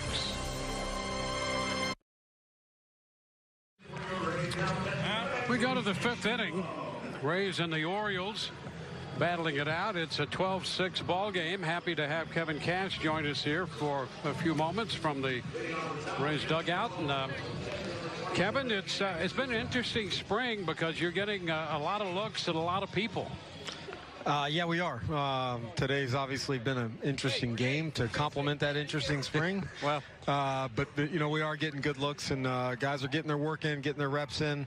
For the most part, we're staying healthy. I know we had the injury snafu today with Matt Duffy getting a late scratch, but other than that, we've been pretty clean. Yeah, I wanted to ask you about Matt Duffy and get your take on that. I know he's really frustrated by it, and anticipating that he might be ready by now. But so what's your take, and where is he with that? Well, I understand his frustration. We're frustrated for him. I mean, he's done everything he can to put his body in a good position here coming into spring training. You know, he put on some muscle, put on 15, 20 pounds, whatever it was, and for whatever reason, the hamstring has just kind of grabbed him. He's had some hamstring issues in the past, and it seems like he gets right to that point where it seems like it's clear, and then there's a minor little setback. Last night, sleeping, he said he felt it, kind of a knot, and you know, I know that situation when your hamstring is tight, you feel if you just overexert yourself too much, it's going to pull it or strain it, and we certainly want to avoid that. So I think Matt made the right decision by tipping us off and saying, hey, not quite yet. Yeah, it's that thing is tricky, and I think it would be tricky as well as you go forward. Obviously, I know you're hoping, and so is Matt, that he's fine. He'll be able to start the season clean and go from there. But there has to be a little part in the back of your mind where you have to think, well, you know, we might have to play out another scenario. Yeah, there's a chance. I mean, I don't know if we're quite there yet, but there's no doubt time is of the essence. And what are we? I think we got 18 ball games left or 17 after today. We can get the at-bats, but I don't want him to rush it. I don't want him to force it, because missing Matt Duffy for, you know, a couple weeks in spring training is not as crucial as missing him for a significant period of the season. So we'll see. We'll continue to take it day by day, but obviously feel for Matt for all the work he's put in. He just hadn't been able to get on the field. Yeah, and the other guy that you'd love to be on the field every day is Kevin Kiermaier out there in center field, and give his defense and his bat a chance to do what they can do. Well, there's no doubt. I mean, we've talked about it probably too much, not to KK's fault, but those parts of the season that we miss him, we really miss him. It shows up, it seems like, immediately when he's out of the lineup. He does so much to energize us on defense, and the way he covers ground. He allows our defense to do some special things with the outfield alignment, just how good he is. So we got to do everything we can. I mean, I don't think that we've done wrong by any means the last couple of years. There have been some freak injuries, but if we can avoid those, that sure would be nice. You know, this club, when it's successful, always has good pitching, a good defense. It doesn't make a lot of mistakes, and I think you anticipate the same out of this bunch. Offensively, there was some concern about is there enough offense here, and so what have you seen this spring? What kind of impression have you taken away so far? I think our offense is going to be very well balanced. I think the organization did a good job. Eric and Heim did a really good job of recognizing that probably at the end of last year, we got pretty left-handed. And now I think with some of our off-season additions, we've leveled out a little bit. So we're going to have a lot of options. And then we talked about it last week when we were talking, the depth on our bench has potential to be really special, where we can have some impact players that are, you know, obviously deserving of playing, but could impact us late in some tough, crucial situations late in ball games. Well, we saw one of those left-handed bats earlier in Brandon Lau get into one again. I'll tell you, he is amazing to watch with the bat speed he generates. Yeah, he's pretty good, pretty special. You don't see many guys his stature that can hit balls basically out of the stadium like he did about 30 minutes ago. But he's had a tremendous spring at the plate. He's just got a lot of confidence when he goes up and knows, you know, it's not like he is over swinging. That's just him. He hits the ball up in the air and he creates a ton of power, a lot of backspin, and the ball just keeps going and going. You know, we had Peter Bendix from the front office up here an inning ago, and one of the things we talked about him was this MLB.com had a rating out of sprint speed, and the guy who was at the top of that list on this club was Abisail Garcia, which I just admitted it surprised me. You've got guys like Kiermaier and other guys on this club, but when it comes to straight sprint speed, he was the fastest guy on his team. You know what? It would have surprised me until the other day. He hit a double in Fort Myers, and watching him get out of the box and get to second, first of all, it seemed like it took him all of 6 strides to get to second base. But for a big man, he can sure fly. And, you know, we've noticed it in the past playing against him, even though hadn't been in our division, that he gets down the line really well. But now you're looking at him really healthy, that he's shown the ability to move. Yeah, and here's Hayes hitting one off the batter's eye in center. Another long one, a 2-run home run to center field. And so the Orioles continue to swing the bats here. They had built this big lead, and they continue to swing it. Yeah, well, Garcia's going to be one of those guys, and I know you made a brief mention about trying to balance the offense. He's going to be a big part of that. Oh, without a doubt. I mean, look, we've got a lot of options, and it's nice. And you know, I think we'll be able to mix and match quite a bit, kind of to our liking, as long as we're assuming we're healthy. But we got to find a way, and we're going to find a way that we can kind of spread the at bats and the playing time around to everybody. If it allows us to get a little more aggressive in late game situations, so be it. Making sure that everybody is staying fresh, but also staying up to speed with their timing at the plate throughout this. You know, it's a long season, as we all know. Yeah, and I know this is really early, but you did have something special before the game here. A couple of young right-handers who threw from the mound. That's a nice step coming back from Tommy John surgery. We're talking about Honeywell and De Leon. Yeah, they look good. And, you know, talking to Paul Harker, who's been with him every step of the way, rehabbing him, the guys have been tremendous, putting their work in and not overdoing things. We're going to continue to say that message. We know they're a big part of us going forward. We got to get them healthy, and we just want to do it the right way. But you can't help but to be excited when you see the ball coming out of our hand, and, you know, the way the fastball pops, the way the breaking ball bites off the table. Both of them have worked so hard. hard. Yeah, you know, that's the first time I'd actually seen Honeywell throw, and you can see why he's so effective, because number one, his arm speed, even just coming back and throwing from Tommy John surgery, he doesn't give the hitter much to look at very long, does he? No, he doesn't. And you know, he with the arm speed, and he creates so much spin on his pitches that, you know, that even his pitches are so unique. I mean, there's guys that obviously can create this similar spin, but Honeywell does it in a way that you know, it complements each off of every one of his pitches. And watching the breaking ball, he's reshaped his curveball, he's tweaked his slider, the changeup, the screwball, all of those pitches, they look pretty crisp. So you wouldn't be, if you didn't know any better, you wouldn't realize that he was hurt for sure. Yeah, and I'll tell you, just watching a guy like that throw off the mound from up here this morning, it was really fun to watch and very encouraging. So I thought that was great to see those guys out there. Well, Kevin, we won't keep you. I know that we're having trouble keeping up with this game there, and I know you have to be down there. Yeah, so we need to get some outs. Yeah, so let's get some outs, catch the ball, get some outs, and then come in here and get some runs. Listen, we appreciate your visiting with us all spring. You're just the best. Thank you. All right, Stassi. Thanks a lot, man. Okay. Kevin Cash with us here in the top of the 5th inning. And we thought he could use a little breather to catch up, and we're trying to do the same, trying to keep on top of this game, which is now 14-6 with that 2-run home run hit by Austin Hayes here in the 5th. Now Jonathan Villar. That pitch is upstairs. 1 ball, no strikes. Villar's been on twice, has walked twice, and has scored each time.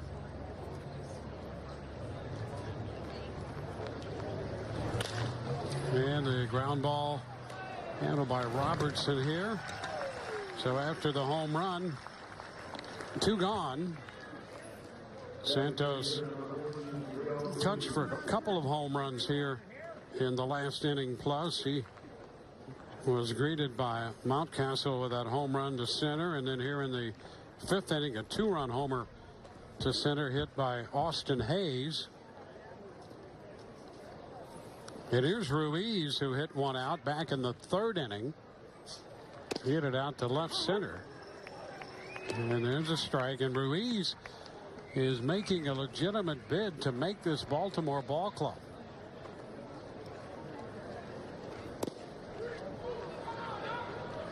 One ball, 1 strike.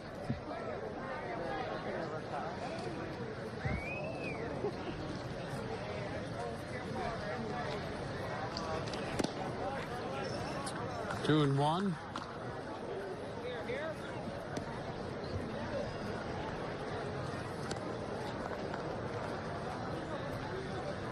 Luis Santos, right-hander out of the Dominican Republic, 28 years old.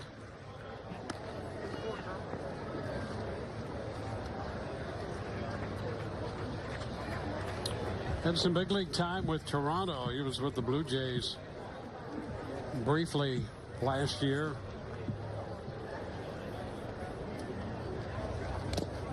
And a foul-tipped strikeout takes care of Ruiz. 2-run score on the home run. We go to the bottom of the 5th inning, 14-6 Baltimore. Baltimore with a 14-6 lead onto the bottom of the 5th. Tommy Pham's going to lead it off here. We mentioned the pregame trips to the mound by Honeywell and De Leon, and the lefty Anthony Banda also coming back from Tommy John surgery, doing some throwing. So it's really great to see those young pitchers out there. We saw Banda a moment ago, and then De Leon right here.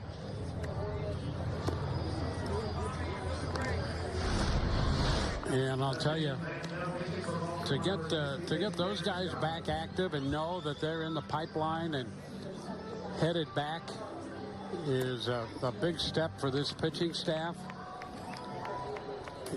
And we talked a little bit about Honeywell there with Kevin Cash, and it's interesting to see him, because if you're a hitter up there, you don't see the ball until the last moment. And when that when that arm comes up for the delivery, you don't see that. You wait for it a long time, and then you don't see it very often, very long, before the pitch is on you. So you can see how he could be effective. Well, there's Tommy Pham.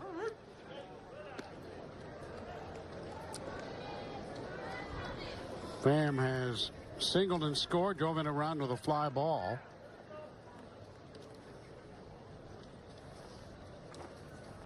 And he takes this one down and in. Tanner Scott is on the mound now. Phillips worked 1 inning, picked up a strikeout, gave up a walk. And so Tanner Scott, hard throwing lefty out there.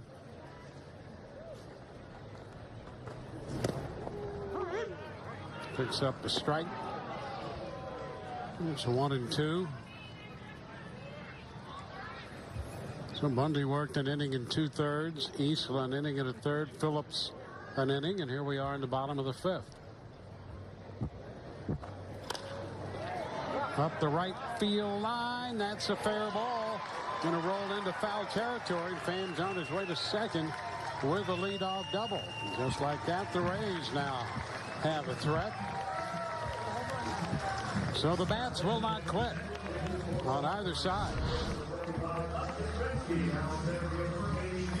Taking that one up the right side, dropping it fair, and then bouncing toward the fence along the stands and the berm out there. Well, Brandon Lau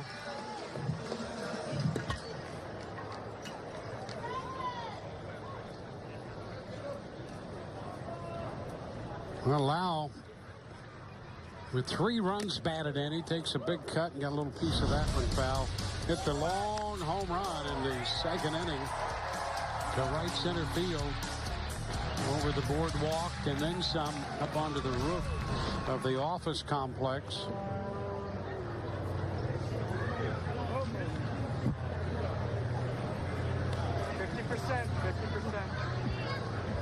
Basketball's up down the sport. There's a strike.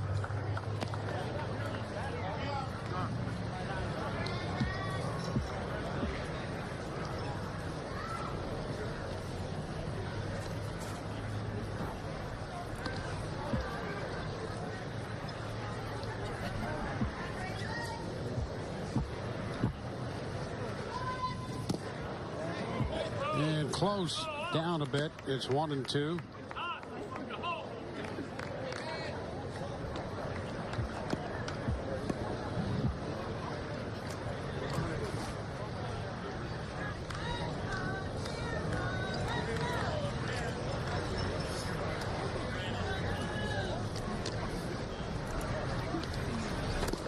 Wave and a miss. So Lau is out on strikes this time.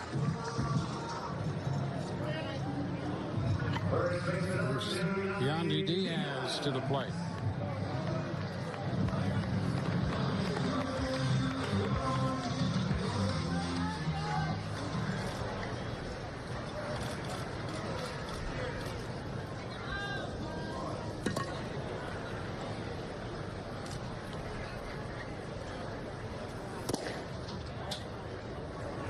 Pitch is down to Diaz. Ball, no strikes.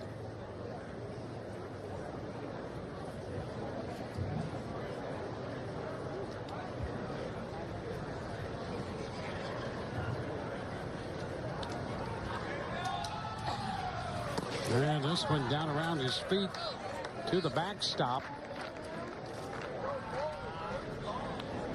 So that'll be a wild pitch. Pham advances over to third.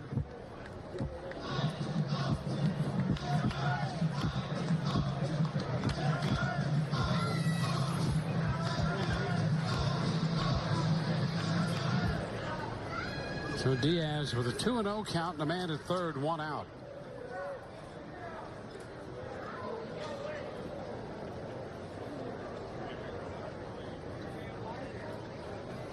Ground ball, deep third.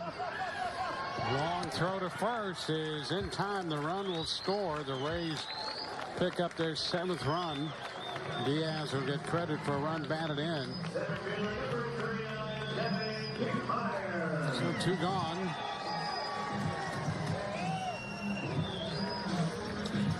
Rays Rookies Kids Club, presented by Outback Steakhouse, returns for the 2019 season.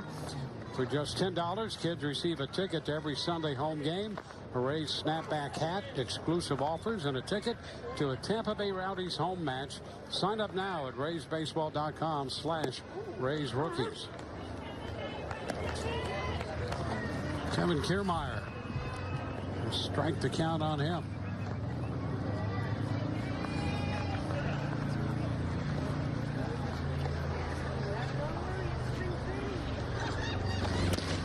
It's too close. 1-1.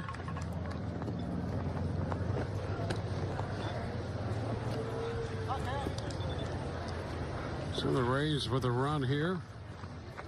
Now down 14-7.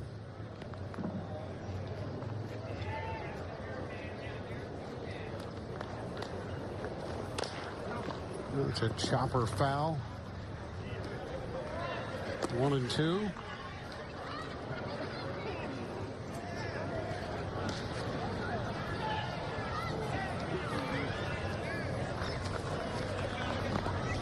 Ozzie Timmons making some friends again, as he so often does.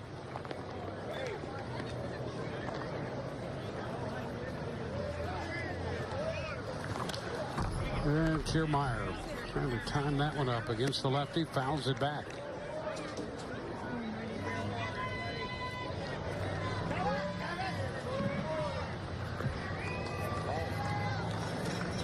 Base is empty, 2 gone, a run home.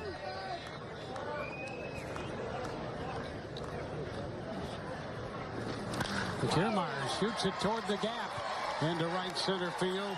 Extra bases for Kevin on his way to second with a stand-up double against the lefty. And the Rays gather in another hit.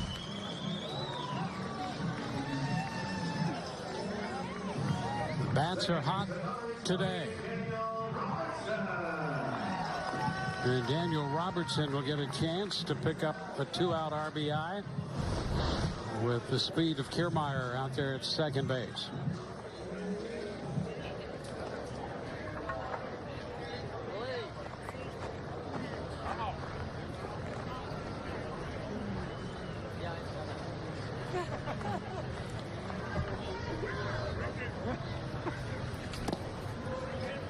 Pitch is down. The ball, no strikes.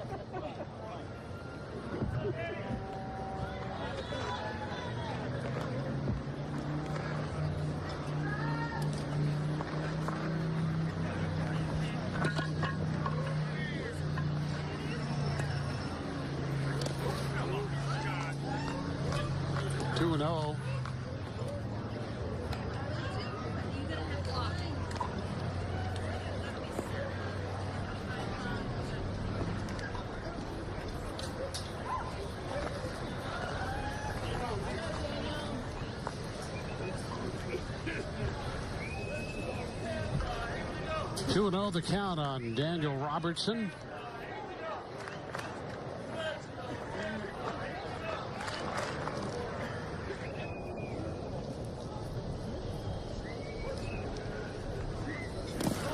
Well, the ball popping loose, but no attempt to move up by Kiermaier, and it's 3-0 here on Robertson.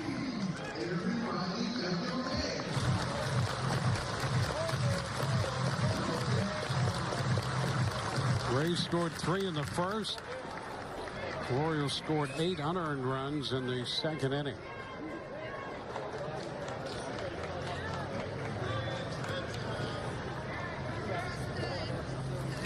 Upstairs. And Robertson draws a 4-pitch walk. So with a run in, 2 outs, 2 men on now. And we're going to get a pitching change. Willie Adames is due. Omar Bencomo has been up in the bullpen, and the Orioles will make the change. Back in a moment.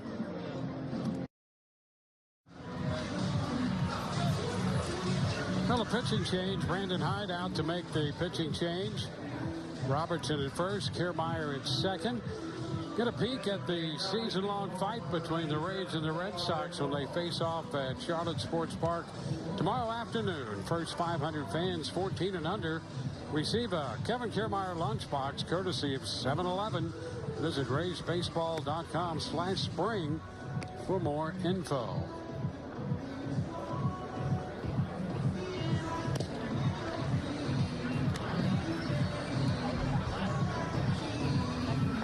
Omar Bencomo, last year at the AA level for Chattanooga, made 17 starts, 26 appearances overall.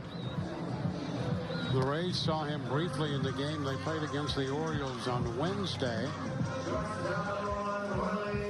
And they'll see him again today with 2 men on and 2 men out in the bottom of the 5th inning.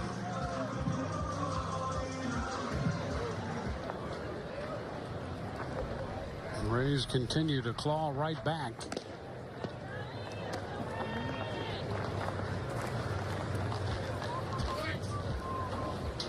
And here's Willie Adames with 2 men on to face Bencomo.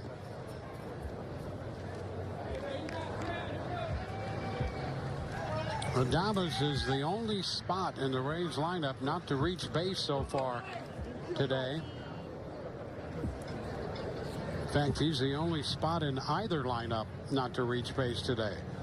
The Orioles and the Rays have had runners all over the bases. Oh, look out. Boy, first pitch there from Bencomo. And Adames reaches the hard way. They'll check him to make sure he's okay. He says, wait a minute, don't forget your helmet. Boy, that's scary and great to see him pop right up and tell everyone he's fine. Well, he reached base the hard way. Had not been on base until just then. And we're happy, very happy to see that he is just fine after taking a shot up and in like that. That is a scary moment for everybody. We can see Susac, the catcher, immediately reach out to him and then breathe a sigh of relief when Adames told him he was okay. So the bases are loaded. Here's Zunino. And there's a pinch hitter for Zunino. Schufo. Actually, Schufo was in the game already. He entered the game in the top of the 5th. So this is his first plate appearance.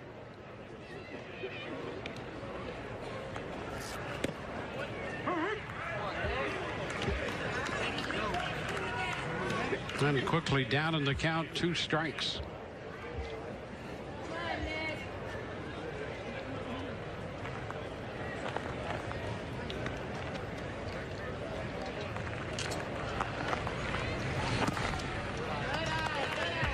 One ball, 2 strikes. And Zunino had a base hit. He was 1 for 2 today.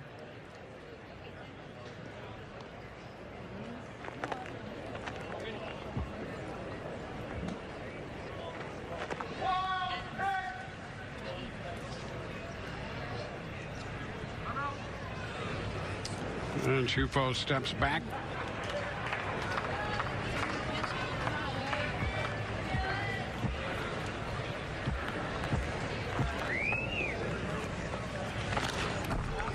Fouls that one back. Had a nice cut there on a 1-2 pitch.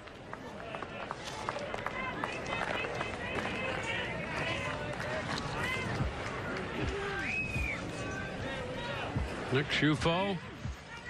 We saw him in a handful of games, 16 games, in fact, last year with the big club.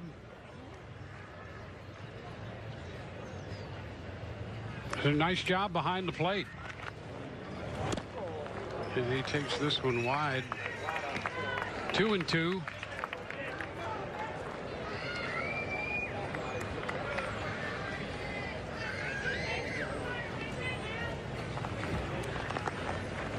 Pham has scored a run with 2 outs. The Rays have loaded the bases.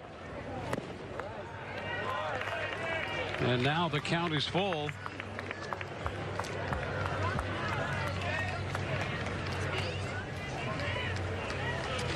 Come on, Nick.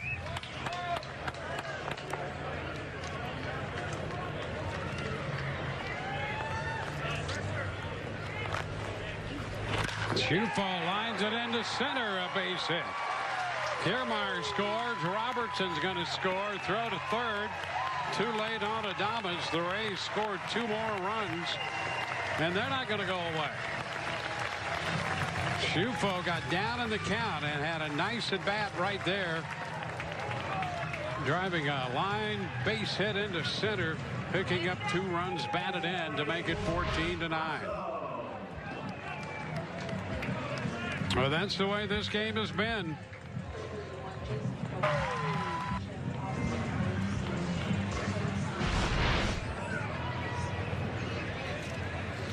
So men on the corners now. So 3 runs charged to Scott. The pitch is close to Brasso. He's walked twice, has been caught stealing.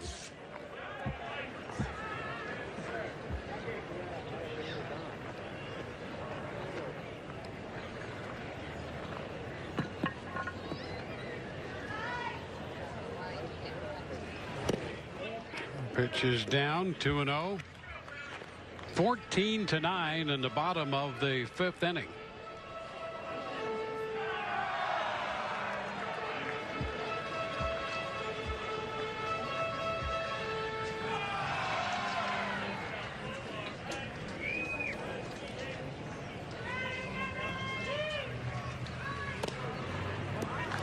Now 3-0.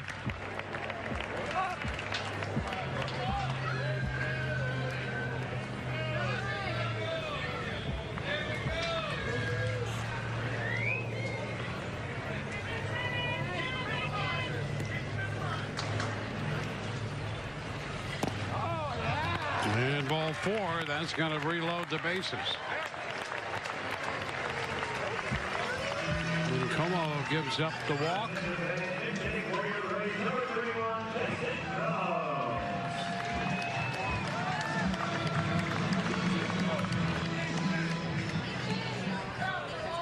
Jason Coates will pinch hit now for Meadows.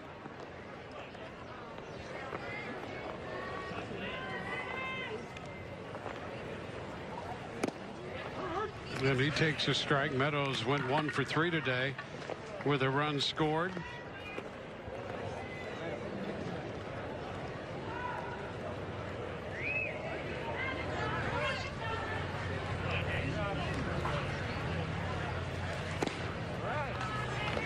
One ball, 1 strike.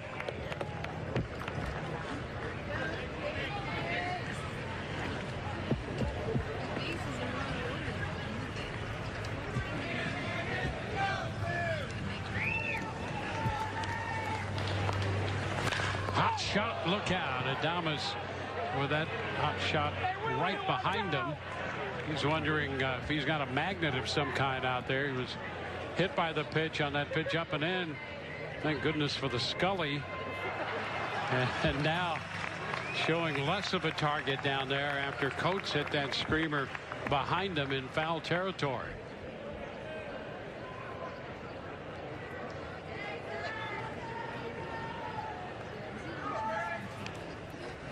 Ground ball, third, fair ball. Escobar steps on the bag to retire the side.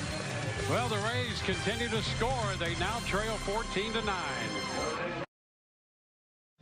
Welcome back to Charlotte Sports Park. I am joined with Brandon Lau. And Brandon, yesterday, your wife hit a home run in the annual charity softball game. Today, you hit a 2-run home run. What's in the water at the Lau household? I just couldn't let her show me up. You know, she hit a home run, so I had to follow her up. How did that home run feel coming off the bat for you? I mean, that went way beyond the boardwalk onto the building over from us. It felt good. You know, it was a good pitch to hit, and being able to barrel it up. I honestly didn't know if it was going to get out or not, and just thought 2 out of the box. Is that something you're working on this spring, putting all that power behind your swing? I mean, that's what stood out to everybody the most on that at-bat is the power that was behind that ball. No, honestly, it's just trying to do damage with every swing and, you know, trying to hurt the baseball and, you know, drive a gap somewhere and get on base. The word Kevin Cash used to describe you earlier when we chat with him was tremendous. He said you've had a tremendous spring training. What's been clicking for you this spring training? Just following an approach, you know, coming into the field every day fresh with, you know, a clear head and wanting to improve on each day. Let's circle back around to that softball game from last night. The women, your wife included, helped raise $12,000 to fight homelessness and to fight hunger. How proud are you of their effort and the way that they are constantly trying to make a difference in the community? I mean, it's incredible, all the stuff that they do. You know, they're kind of behind the scenes. They don't really get out there in front of the camera as much as we do, but, you know, we wouldn't be able to do a lot of the stuff that we do without our wives behind us, and, you know, they help us every step of the way. And your wife was a D1 athlete. She played softball Division I. Is there ever a debate on the better athlete in the household? Was there last night after that home run? No, there's no debate. She's got it without a doubt. Without a doubt. There you go, Madison. You heard it here. Dwayne, let's send it back to you.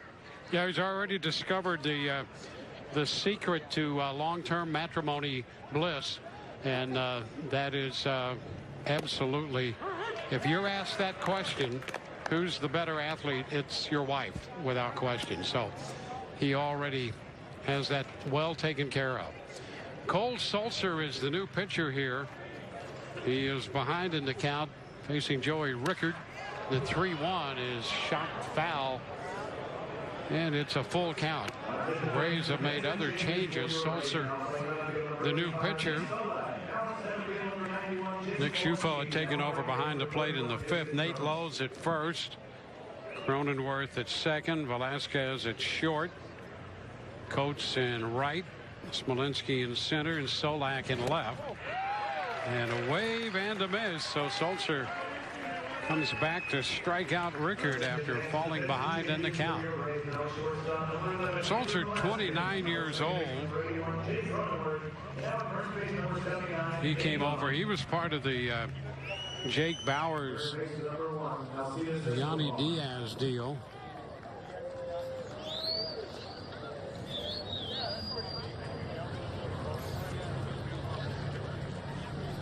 Here's Alcides Escobar, and he takes a big cut and a miss. Let's check back into the dugout now with Tricia. All right, thanks, Dwayne. I am here with Kevin Kiermaier. And Kevin, this has been kind of an interesting game. It's taken a little while, but has it been nice maybe to see the bats get hot for you guys throughout this game?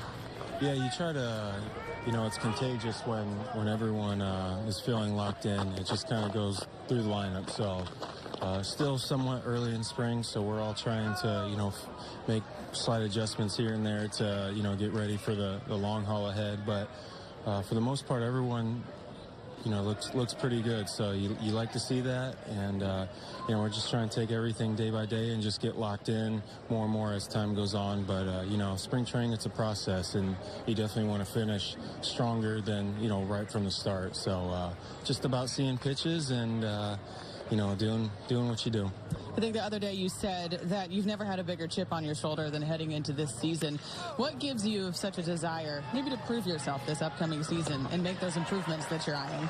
Yeah, I always play with the chip on my shoulder no matter what, but especially after, you know, my performance last year, you know, being hurt once again and playing the way I did when I was out there, it just motivated me more than ever. And, you know, we had such a good season last year, and you know, a key contributor being myself, I didn't hardly contribute at all, it seemed like, on the offensive side at least. So I'm looking forward to, you know, our team doing what we did last year, and then I'm excited to make more of a contribution this year. And I like where I'm at right now, but it's going to be a great year for us, and I'm excited.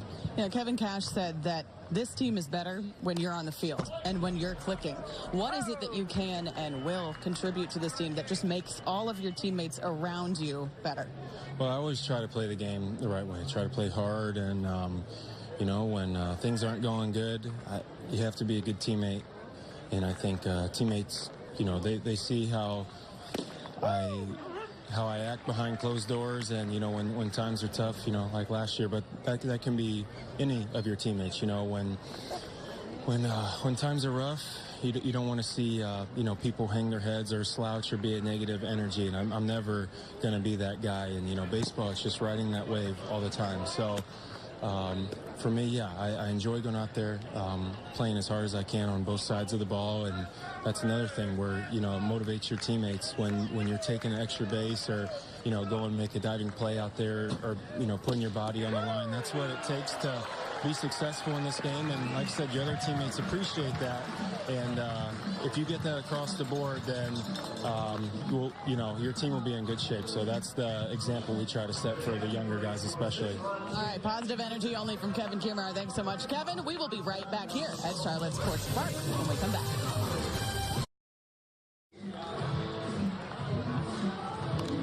$14-9 ball game. We go to the Rays half of the 6th inning.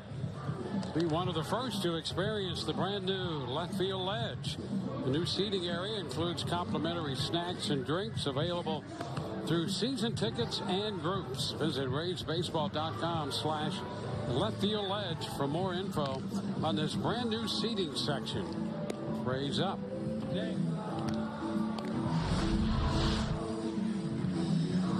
Well, the Rays put up 3 runs in the 5th inning. That's the 3rd 3-run inning they've had. And they trail 14-9. They'll be facing a new pitcher. Cody Carroll will enter the game.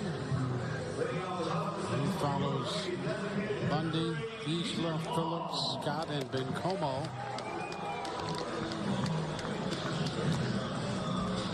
And as we go to the home half of the 6th, Kian Wong will pinch hit for Tommy Pham. So Pham had a single and a double and a sacrifice fly. He drove in a run and scored 2. And here's Wong coming off a .282 season last year with the Durham Bulls. He takes the pitch high.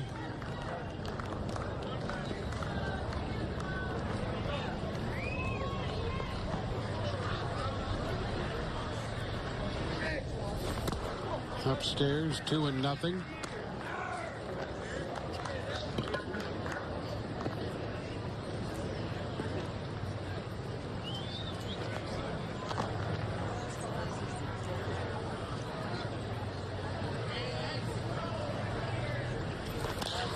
High fly ball center field. Diaz under this one, and he makes the catch. 1 away.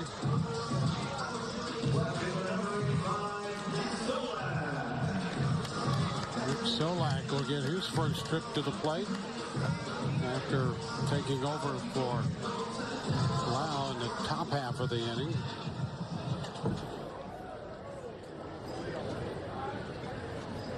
Nate Lowe will follow him. He's hitting in the place of Yandy Diaz.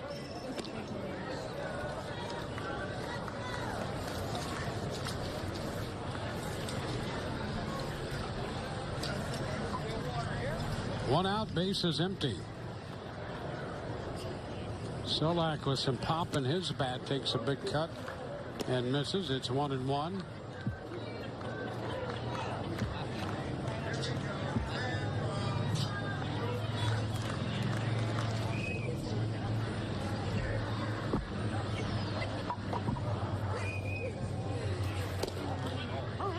There's a strike and it's 1-2.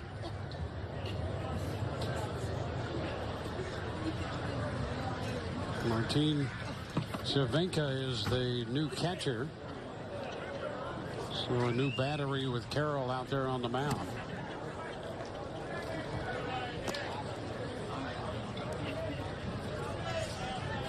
Two and two the count.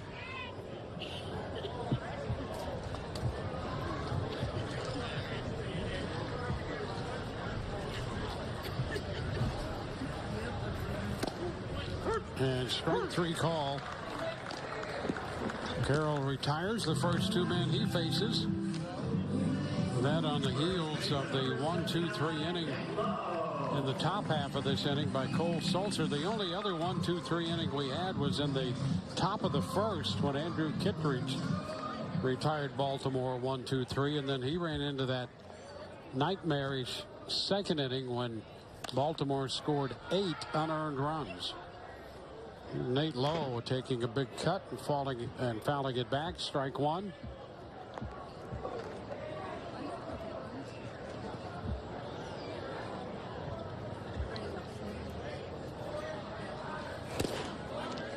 That falls in there for strike two. Preston Palmeiro is the new first baseman.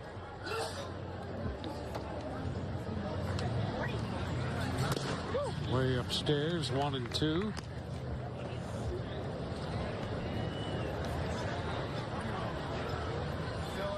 Stevie Wilkerson has taken over at third.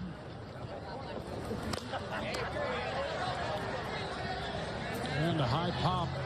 Lowe couldn't find it immediately, and it is caught by the catcher, Cervinka, in front of the plate. On to the 7th inning we go in a 14-9 ball game. We're moving into the 7th inning with the Rays and the Baltimore Orioles meeting for the final time this spring. Regular season begins for the Rays at home on the 28th of March.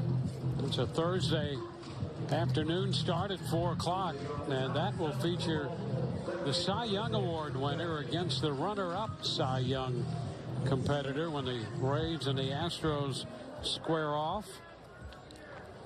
Blake Snell against Justin Verlander on the mound. Houston in for 4, then the Rockies come in for 3, and the Rays then head west to San Francisco. New pitcher is lefty Matt Cook.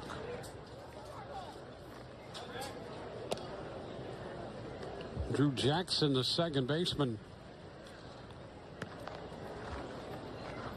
leads it off.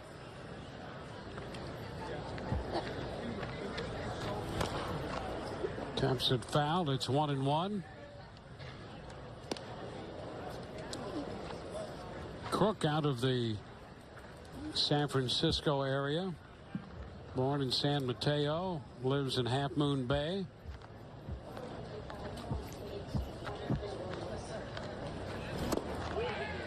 There's a strike. It's 1-2.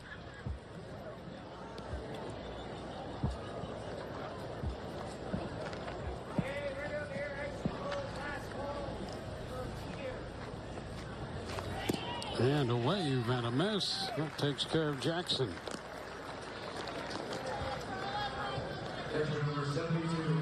Now the catcher, Cervinko, will hit.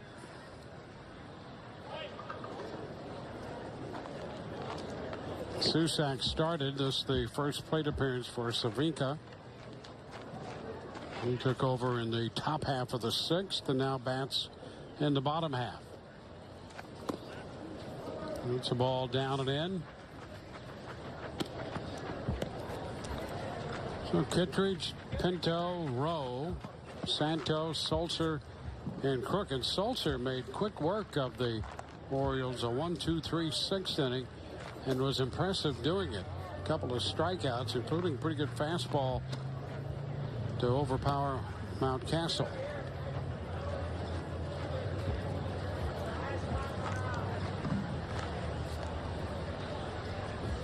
Dylan Tate is busy in the bullpen for Baltimore.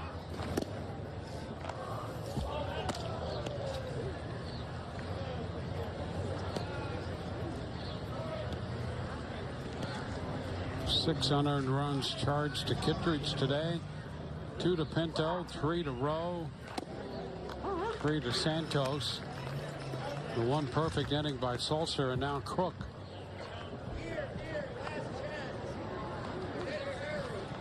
Crook behind in the count, 3-1. Big cut and the count is full. Crook out of the University of Oregon.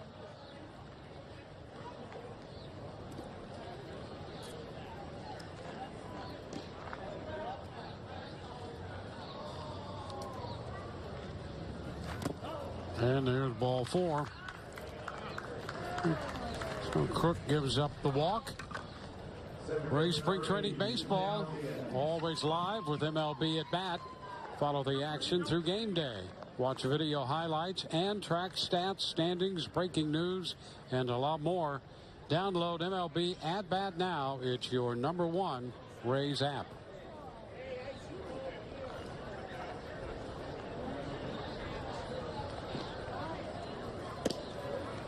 Crook misses on the first pitch here to Diaz.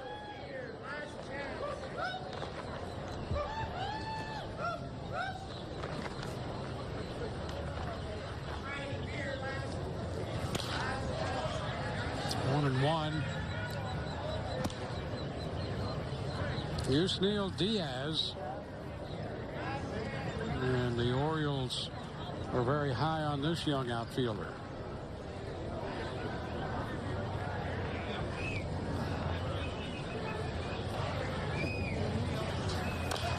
Little tap, going to be tough. It's going to roll foul, and a smart move there. Brasso decided to let it roll.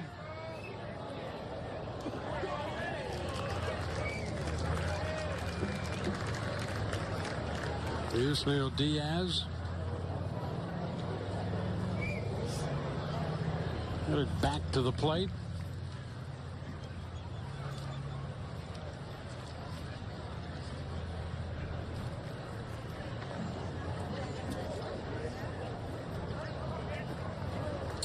I think for all practical purposes, the Orioles consider him their #1 prospect.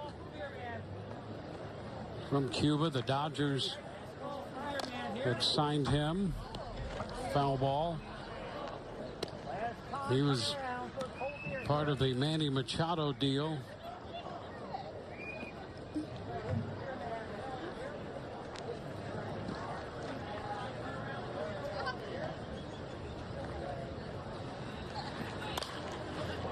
It's foul back.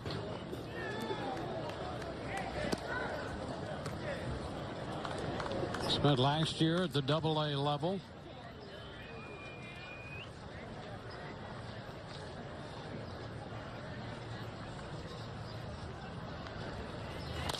Ground ball right side. Cronenworth, Velasquez 1, first base 2. 4-6-3 on the double play to end the top half of the 7th. 14-9 Baltimore.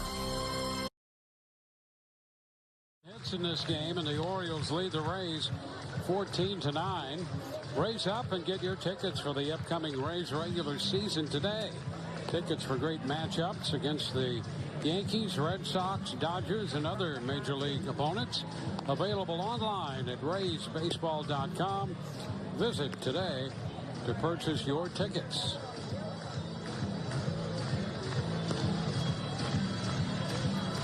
Nice perch, and there's another one. Good perch out there on the berm.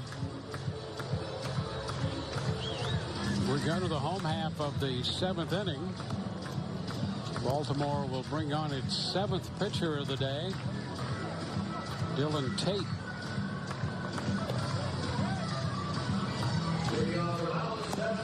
Tate, 24-year-old right-hander. Last year at the AA level, 7-5 in 22 starts with a 4.16 ERA. And the Orioles got him from the Yankees. He was part of the Zach Britton deal. Tate pitched at California, Santa Barbara.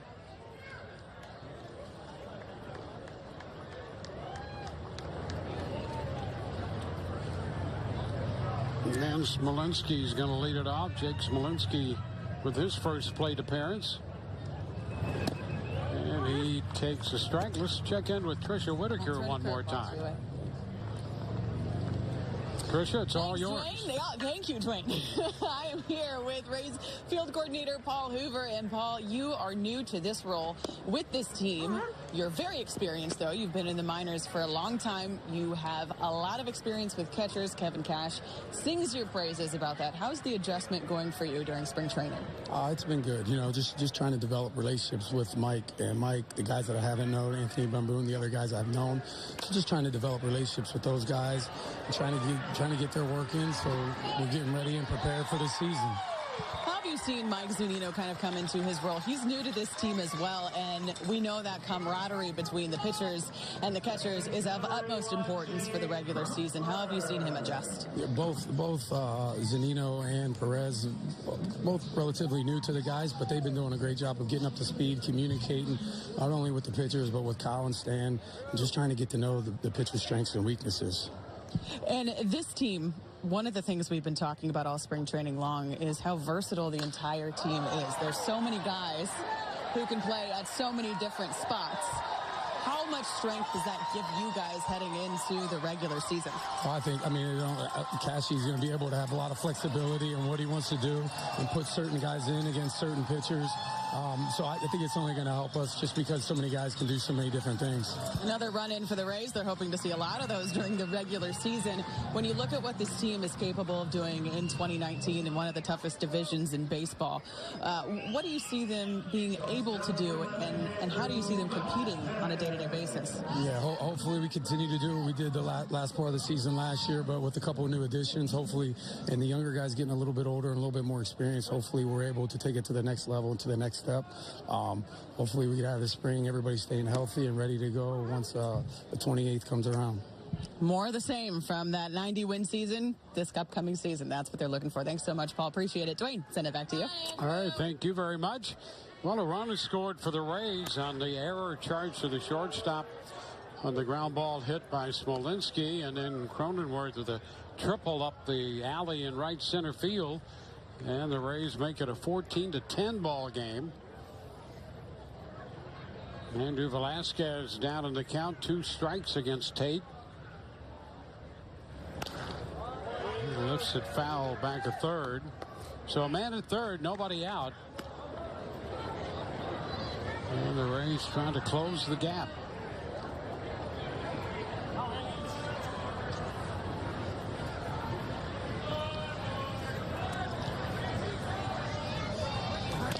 And Tampa foul.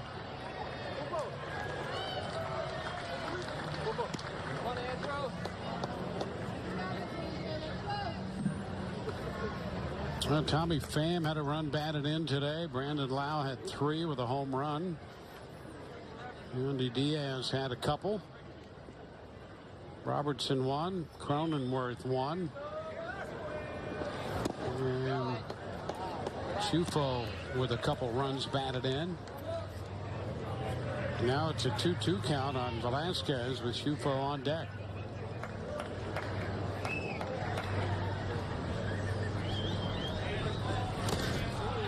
Just a little piece of that one, keeping Velasquez alive on the foul ball.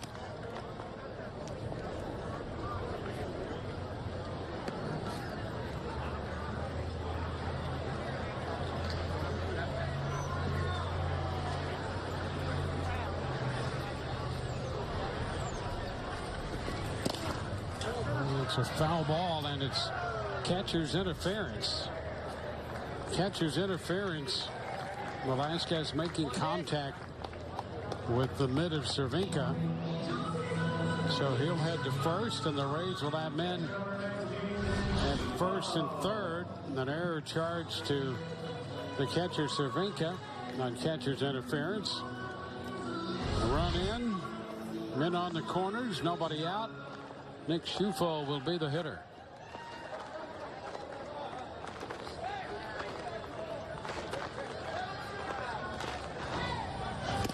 And Chufo out in front. Strike 1.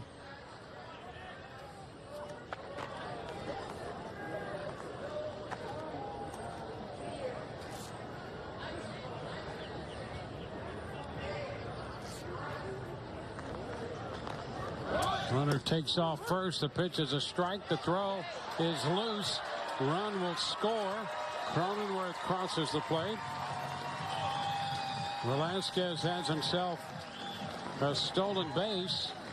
And the Rays score their second run of the inning and close the gap. It's 14-11 now.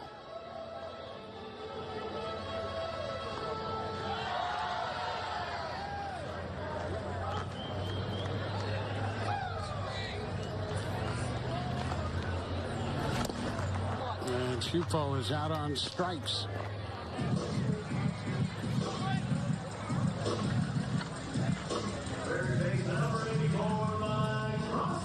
So a strikeout of Chufo.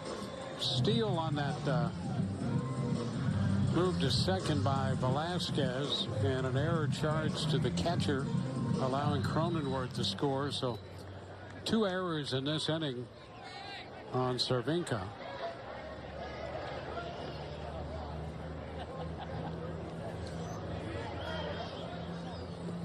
Now Brasso takes a breaking ball, and that's a strike.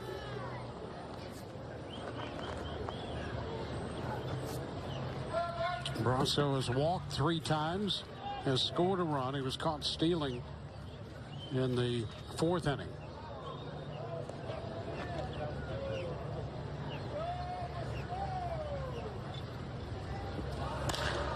Skied out of play up the right side. Bottom of the 7th, the Rays have closed to within 3. They led 3-0 at the end of 1 inning, and at the end of an inning and a half trailed 8-3. When Baltimore scored 8 unearned runs in the second, the Rays came right back with 3 in the bottom of the second to make it a 2-run game, 8-6, and that's as close as they've been since. It's a 3-run game right now. Brasso takes it down. 1 ball, 2 strikes.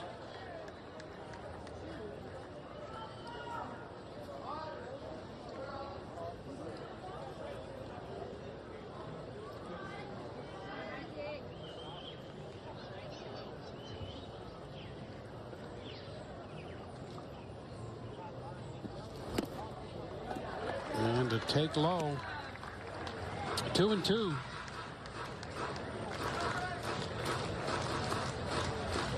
Tate, the 7th pitcher for Baltimore. Rays have had 6 pitchers in the game.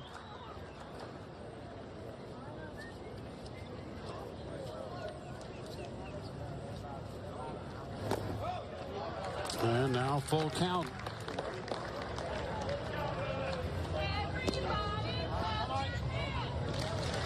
Russo was at Double-A last year. Hit .262 with 13 home runs.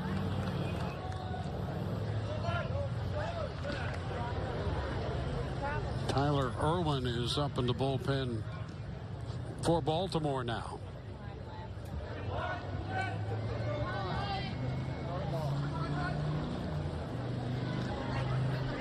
An error on the shortstop opened the gates for the Rays. 1 out in the inning. A strikeout of Chufo. Tate got ahead of Brasso, and now a high foul down the left side. He got ahead of him, and now the count's full in that 3-2 pitch. Brasso a little early, had some good distance, but well foul.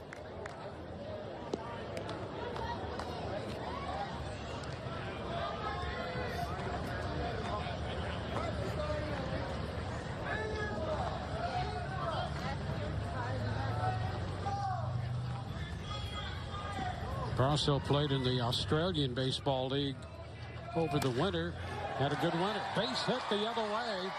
Over to third base goes Velasquez. He's going to try to score and is safe. Now down to second to throw airmailed into center. Brasso's trying to go to third. He will.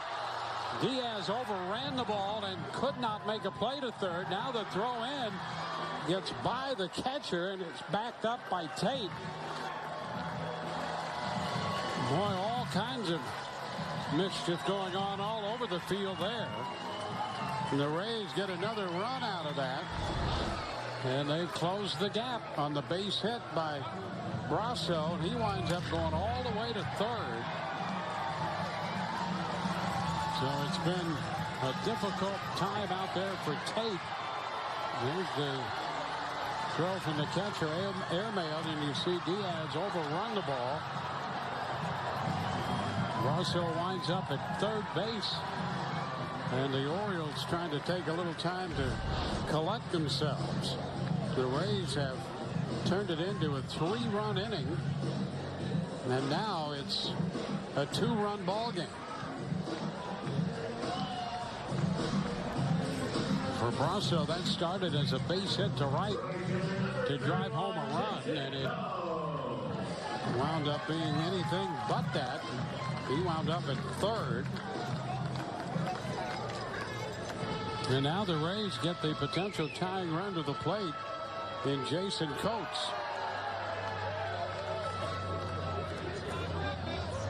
Infield comes up. One strike to count. So Baltimore with a 2-run lead, and they pull the infield up.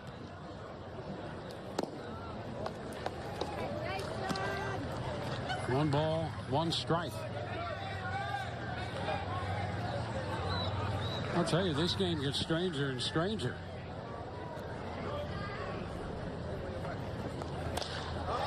Fly ball back into right. DJ Stewart toward right center back to make the catch. The tag at third. The Rays close the gap to one. Brasso crosses the plate on the sacrifice fly to right field. And now it's 14-13.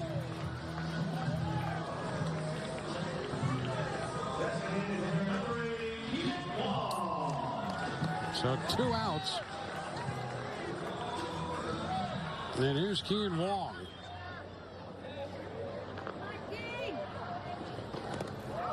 And Wong gets that back foot out of the way. Ball 1.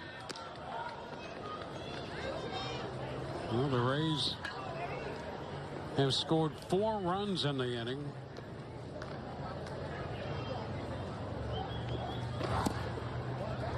And ball 2.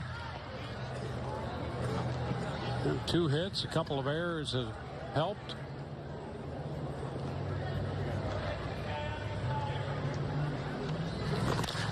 High fly ball back into left. Yastrzemski going back. He's looking up, and this game is tied. Kean Wong, an opposite field home run. And it's a 14-14 ball game now. How about that, folks?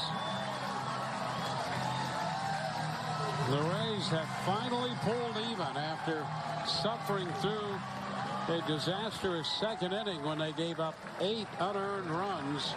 And here in the 7th, they have tied the game at 14.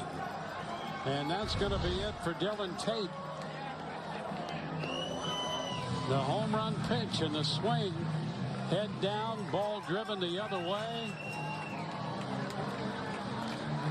And just to the left of the Tiki Hut out there. A 14-14 ball game. And a pitching change on its way. Back in a moment. Kean Wong has just hit a home run to tie this game at 14 in the bottom of the 7th inning. And that brings on a pitching change. Tyler Irwin is the new pitcher. He was working at the A level last year at Frederick. Pretty good numbers right there. 84 strikeouts, 23 walks, and just over 68 innings. Nick Solak, right-handed hitting second baseman, the left fielder. He's playing left right now. He's up there in a tie game and takes the pitch upstairs. A ball, no strikes.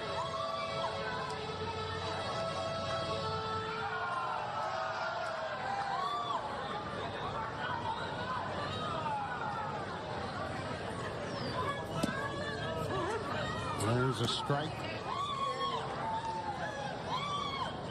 The Rays have scored 5 runs here in the 7th to tie this game, all charged to Tate in 2/3 of an inning. It's 1-2.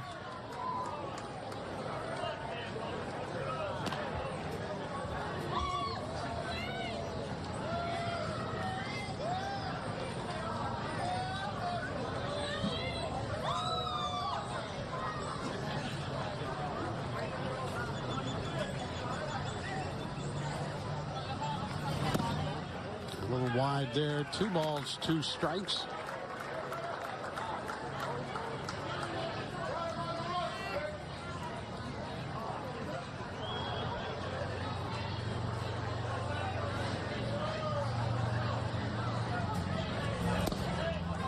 And the count is full.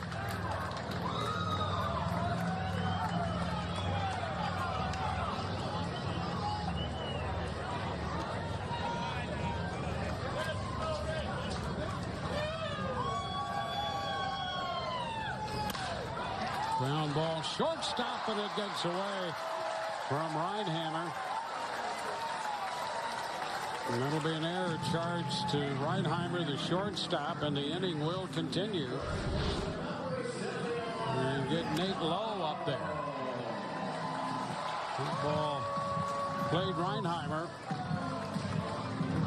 So there's a base runner aboard for Nate Lowe. Lowe's second plate appearance of this game. And he takes a strike.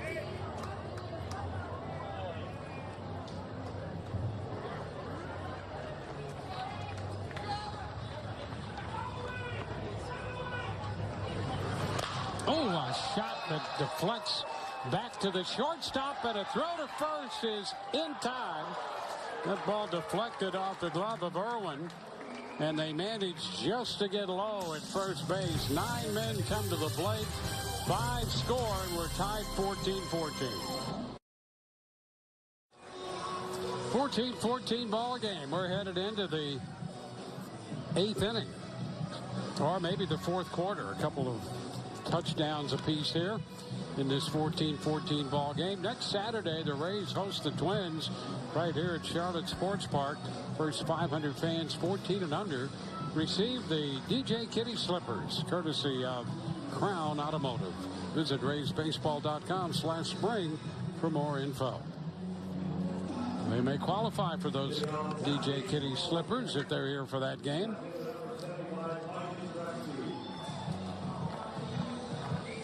Well, we go to the 8th. Dalton Moats is going to be the new pitcher. Miles Mastrobuoni is in the ball game here at third base, as Moats, who pitched at AA Montgomery last year, 31 relief appearances, 10 starts. And he is the 7th pitcher of the day for the Rays. And Yastrzemski shoots one into left field, and that's going to be off the wall. Yastrzemski heads into second with a double. He didn't waste any time. The grandson of Carl Yastrzemski gets one to the opposite field. Yastrzemski had homered here in the game on Wednesday, pulled one down the right side and doubles off the fence and left to begin the 8th.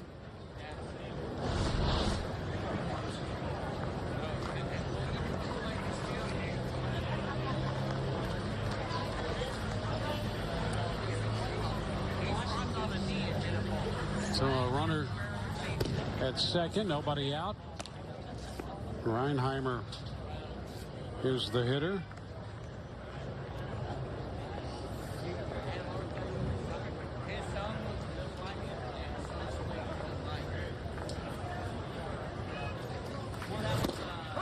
Oh, look out.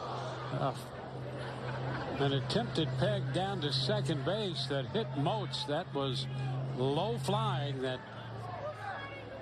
throw from the Rays catcher Nick Schufo, and he almost picked off his pitcher. Boy, this is quite a feeling if you're on the mound.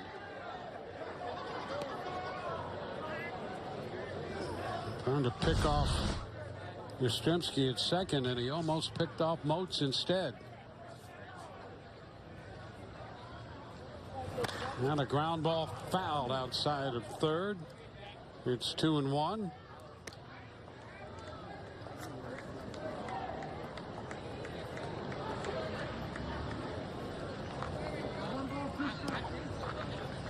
Well, Ruiz had been the DH, and he apparently is going to be lifted for Reyes. Jomar Reyes is on deck, and a nice stop by Shufo.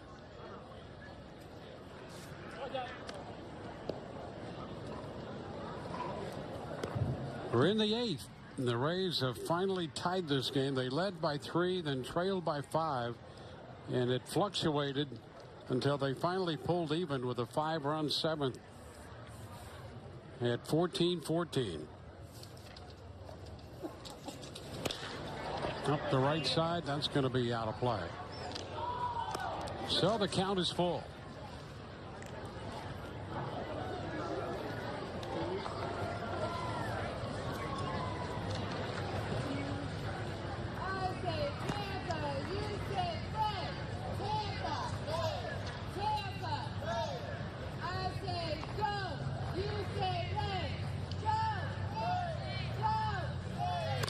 And a pop up to the right side. Nate Lowe, that ball just fair, and he makes the catch. And they retire Reinheimer. Jomar Reyes now on to pinch hit.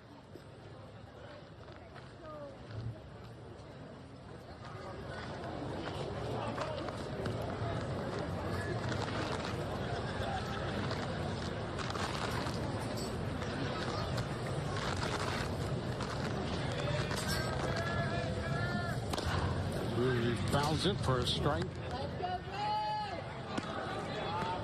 The Rays pitchers had 2 innings that were impressive. One, the first inning by Andrew Kittredge, and then he ran into non-support in the 7th inning, or in the 2nd inning, in a situation that necessitated trying to get 7 outs instead of 3. And the Orioles scored 8 unearned runs in that inning.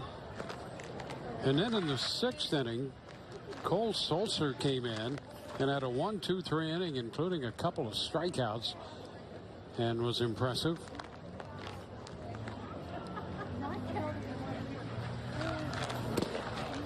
Did he go?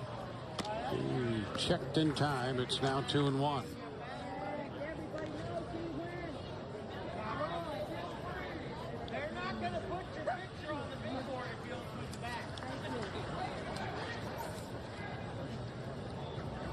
Moats out of Kansas City, Missouri, is behind Reyes 3-1.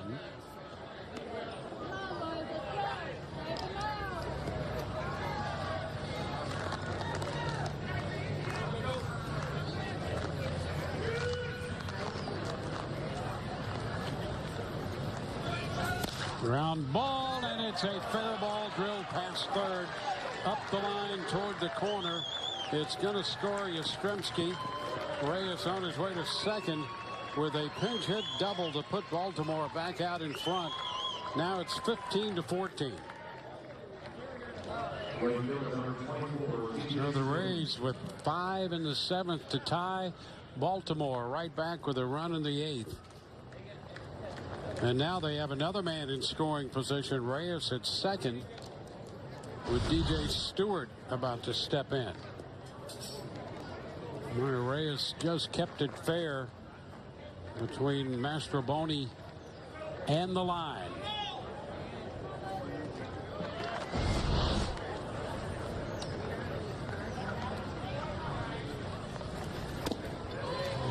Cut the miss off speed.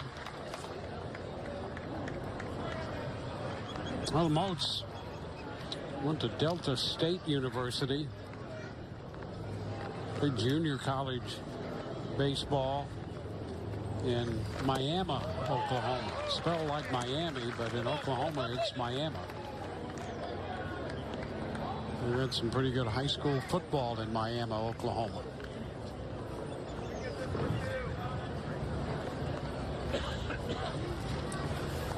The 0-2, and it's lined into right out of the reach of Cronenworth. Reyes had to hold up, so he stops at third on the base hit by Stewart.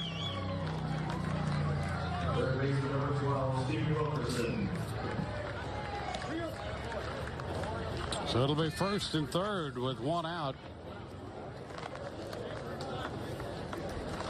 And Wilkerson will be the hitter.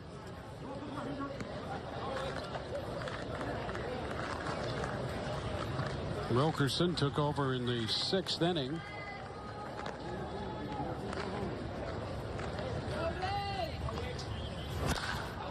Fly ball into right. Coates will go back to chase this one, and it's going to be over his head or not. Did he catch that ball? I think he caught that ball, and the runners were mixed up, and they had a crisscross on the bases. So it's going to be a sacrifice fly and a run batted in. And let's take a look at Coates go after this one. And the runners passed each other.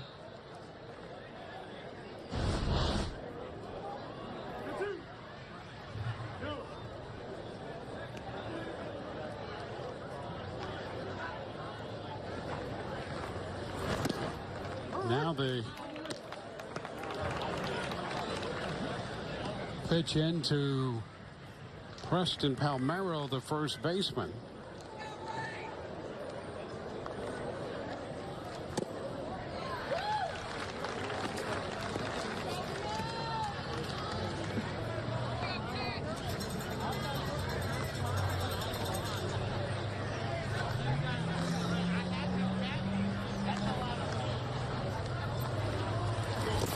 This one is down 1-2.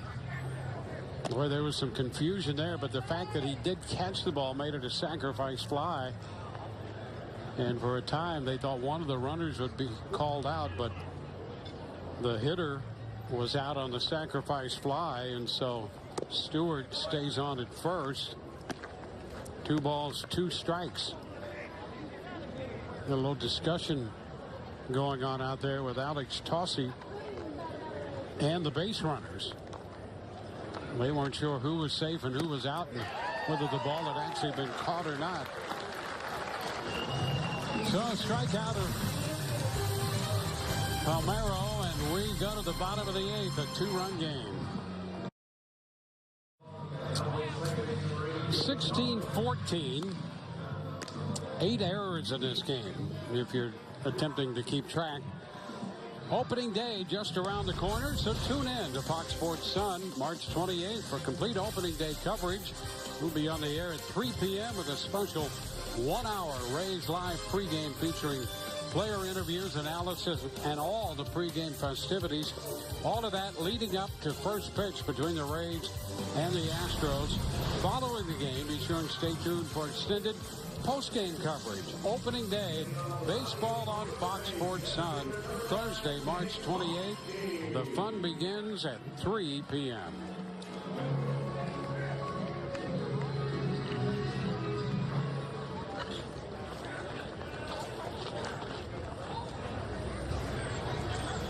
So the Rays down by 2 as they come in to hit in the bottom of the 8th.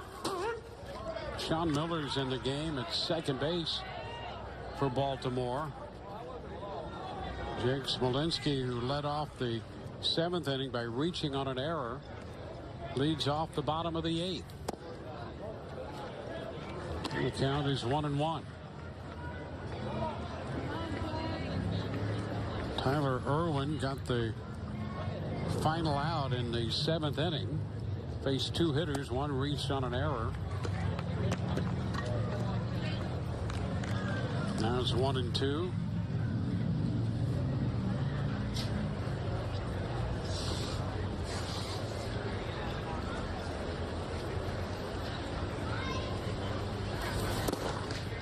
Pitch down, 2 balls, 2 strikes.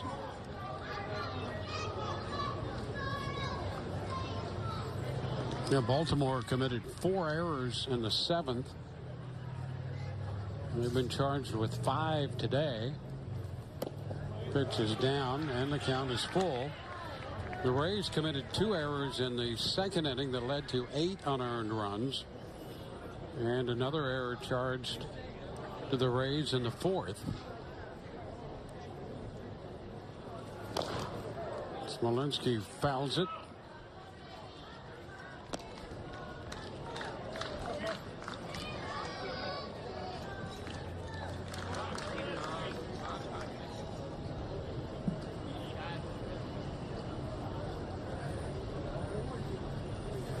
Ground ball down to third.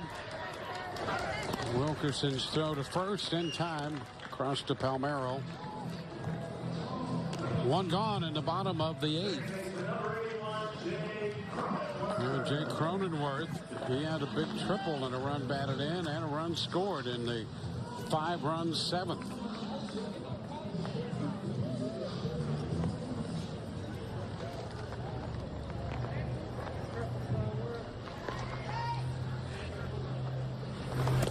This pitch is inside. As it turns out, this is the kind of game that proves you need spring training. 16-14 and 8 errors collectively in this game. 1 ball, 1 strike.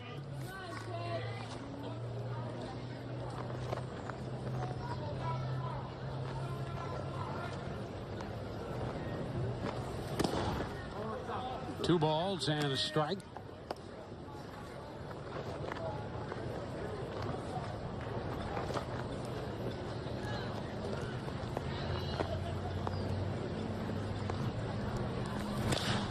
There's a high shot deep to right, down the line. That has home run distance and is gone. Home run by Cronenworth. Well, he comes right back, follows up the triple in the 7th with a home run in the 8th. And guess what? It's a 1-run ball game.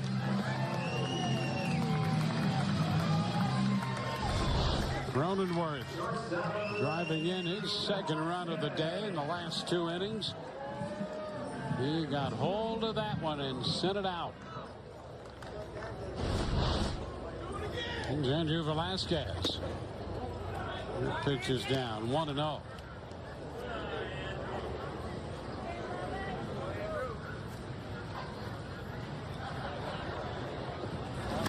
Velasquez sharply down to third, but Wilkerson is there. High throw, safe at first. And another error on the throw. It'll be error number 6 of the day by Baltimore.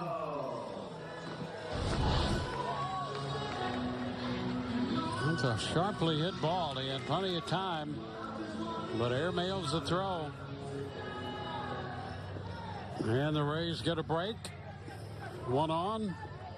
And the potential lead run at the plate. Nick Schufo over to first. Velasquez back in there. It was Velasquez who reached on catcher's interference in the 7th inning that helped to lead to that 5-run inning. And now he reaches on an error again. Schufo looks at a strike.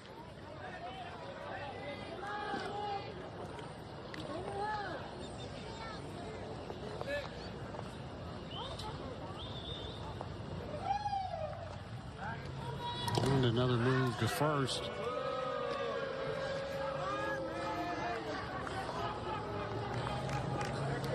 So Velasquez drawing some attention.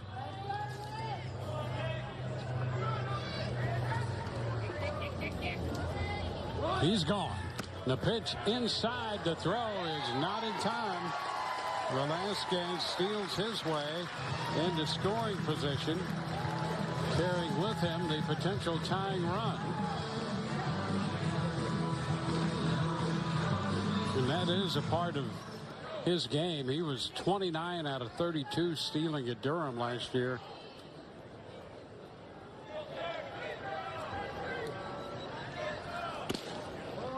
It's inside. 2-1.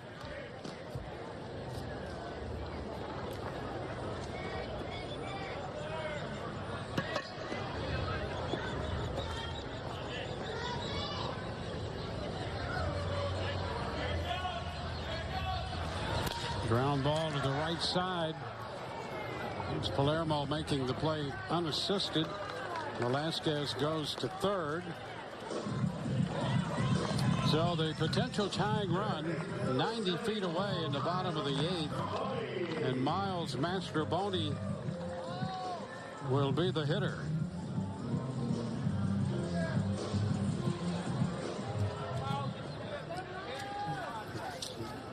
Mastrobuoni took over at third base in the eighth inning.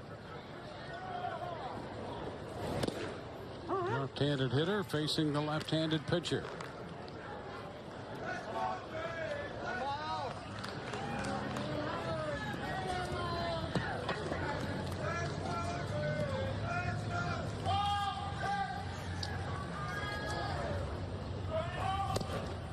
He takes it outside, breaking ball. Mastrobuoni spent the better part of the minor league season here in Charlotte last year, hit .289 here. And then a dozen games at AA Montgomery. The big cut. 1-2. Mastrobuoni out of the 2016 June draft in the 14th round in 2016.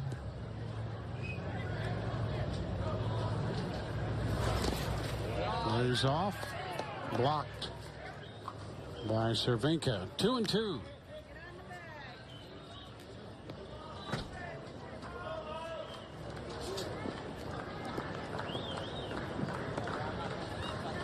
Rays have gotten one of those runs back. Trail 16-15. And this pitch is fouled. And Velasquez getting a big lead down that line with the third baseman well away from third base. He's over the shortstop spot. So anything that gets away from Cervinka gives Velasquez a better than even chance. See how far down he comes.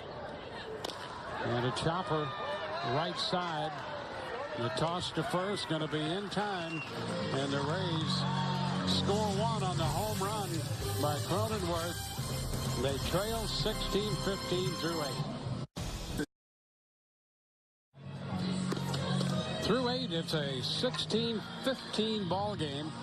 Get a peek at the season-long fight between the Rays and the Red Sox when they face off at Charlotte Sports Park tomorrow afternoon. And the first 500 fans 14 and under receive a Kevin Kiermaier lunchbox courtesy of 7-Eleven. Visit RaysBaseball.com/spring for more info.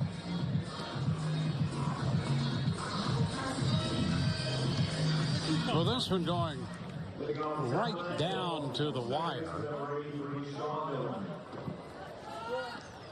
Sean Miller hitting out of the 8th spot, taking over for Drew Jackson at second base. Will lead off here in the 9th.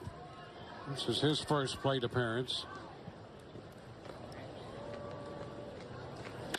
And the pitch is grounded over the bag at second. Right there is Cronenworth shaded that way to make the play. So one pitch from the new pitcher, Mike Franco, and he gets Miller on the ground ball.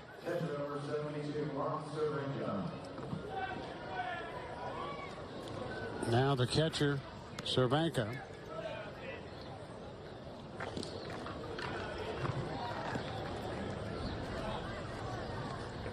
Cervinka walked in the 7th inning.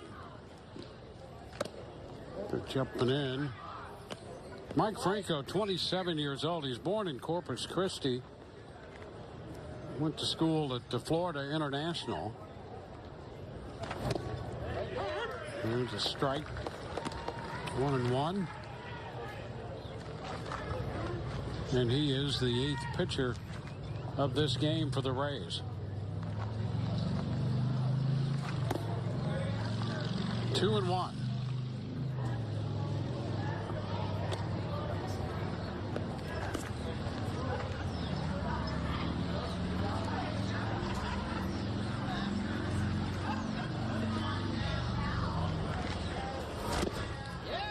2 balls, 2 strikes.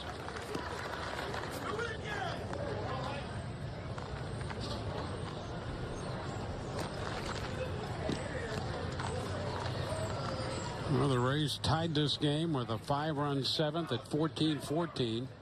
Now trails 16-15. High shot driven deep to center. Smolinski's going to watch this one get out of here. A long blast to center by Cervenka. So Franco is touched for the home run.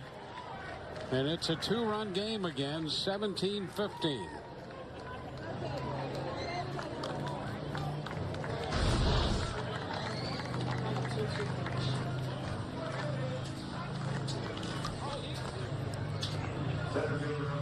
It's the 4th home run of the day hit by Baltimore. And now Diaz up here. He grounded into a double play in the 7th. Austin Hayes, who started in center, hit one off the batter's eye in center in the 5th inning. And now Yusniel Diaz fouls one back. And the count is 0-2.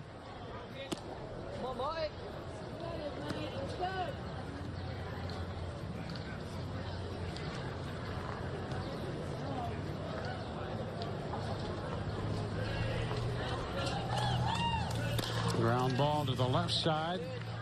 Scooped by Velasquez, and the throw to first in time. 2 outs.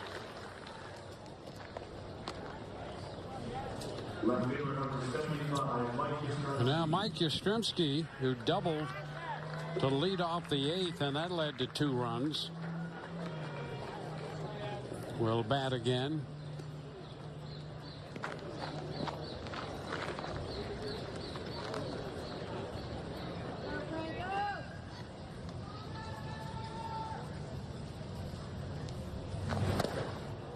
Pitch is down. 1 ball, no strikes.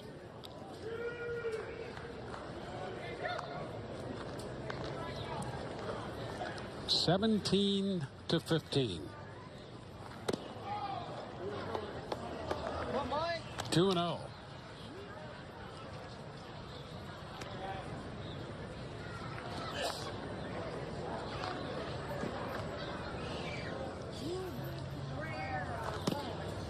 That's a strike. 2-1. Jason Coates will lead off the bottom of the 9th for the Rays, top of the order, followed by Wong and then Solak. Lifted to the left side, drifting toward the stands, and out of play.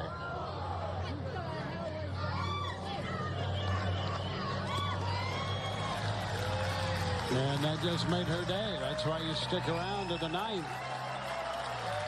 It's a great day now. It doesn't get any better.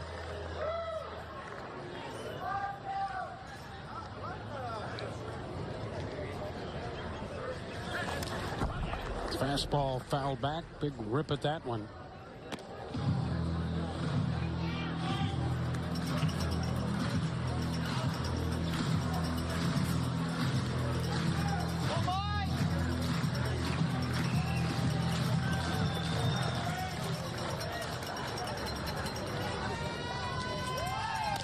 Another foul ball. Yastrzemski battling.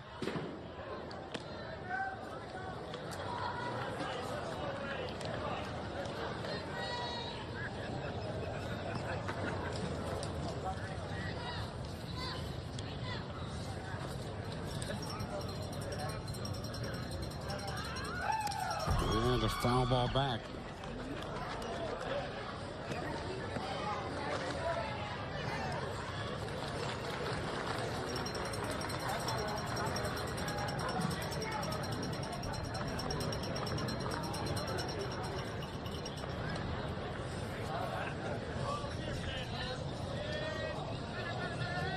The 2-2. And the count is full.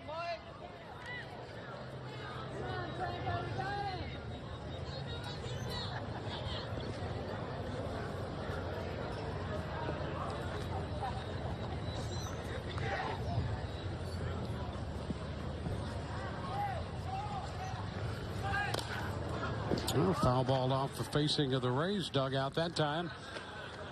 Yastrzemski prolonging this at bat with the count full.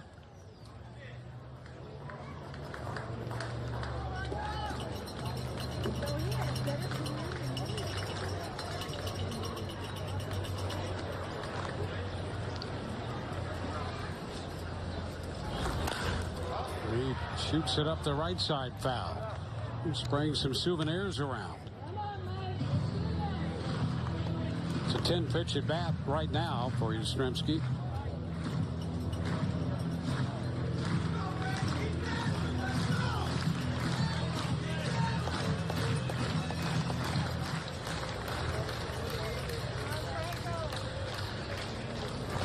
And he loses him. So on the 11th pitch, Yastrzemski draws the walk against Franco. And Reinheimer, the shortstop, will now hit. Jack Reinheimer. He's had one at bat and popped out to first.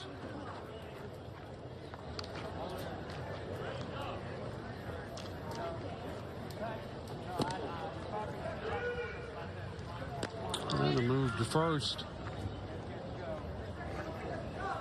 Well, that walk breaks the tie between how many walks and errors we've had in this game. 9 walks and 9 errors, and that was the 10th walk of this game.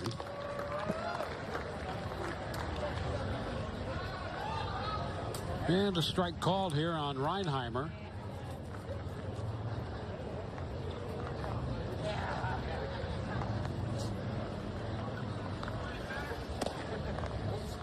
One ball, one strike.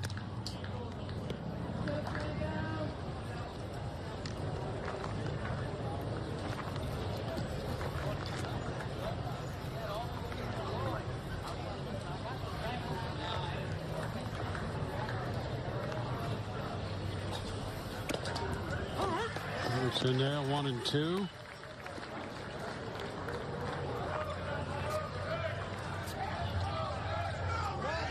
The Rays down by 2, trying to keep it that way. Cervenka's home run has made it a 2-run game.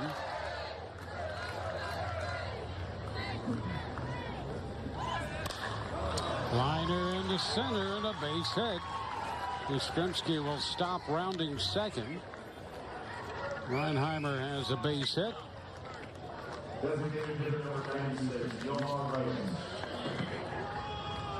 So Franco surrendered a home run, a walk, and a single.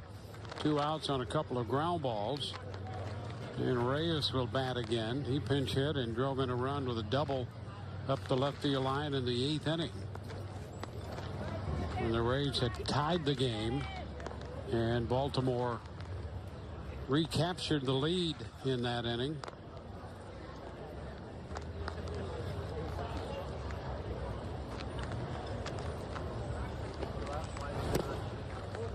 Reyes takes a pitch down. 1-0.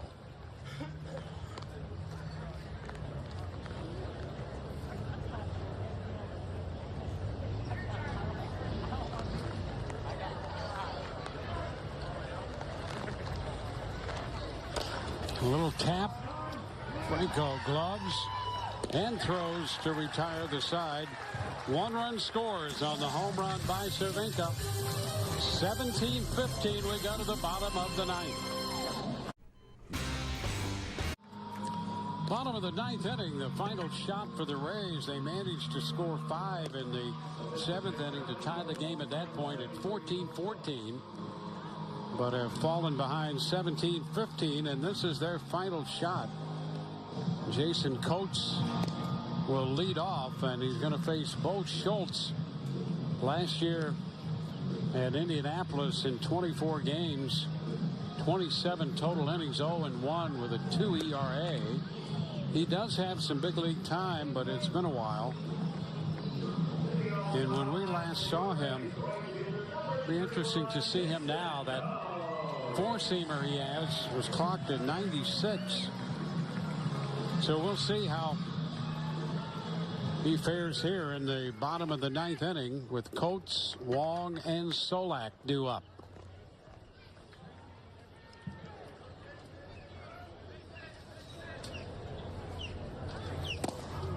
And that's the ball down and away.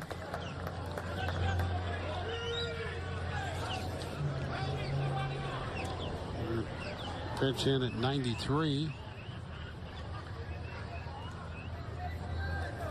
Ground ball headed to the shortstop. Great stop by Reinheimer, and the throw to first. That's a nice play on a sharply hit ball. And Reinheimer got to that to make the out. Kean Wong will be the hitter. Another look at the handiwork of the Baltimore shortstop.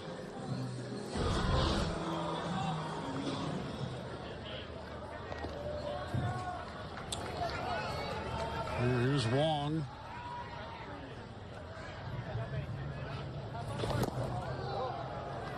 And a strike. Big cut and a miss.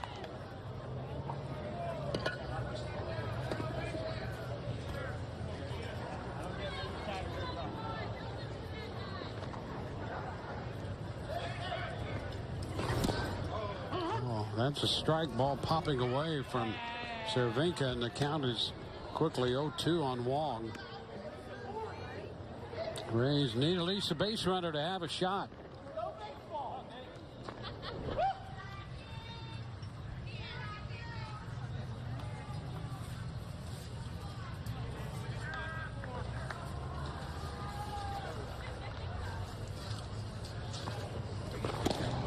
Pitch inside.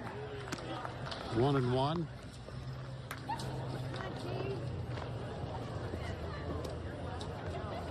Well, the Rays in their first, 14 games had scored a total of 75 runs.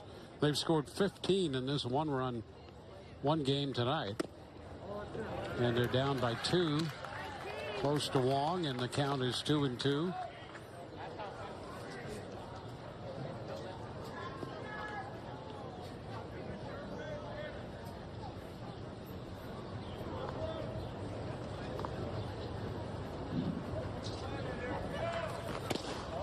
And the count is inside. Full 3-2 now.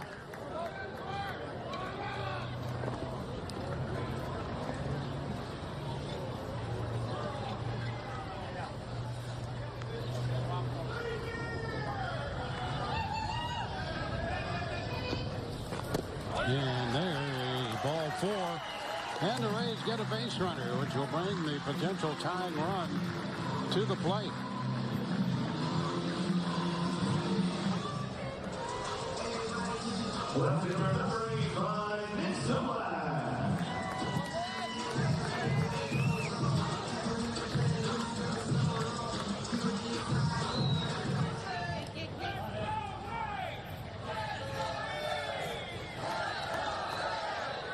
Nick Solak up here.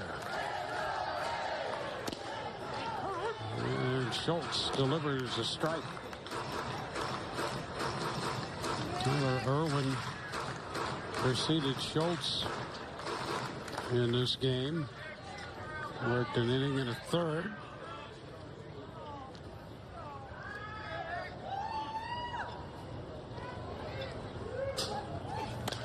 It's foul right back.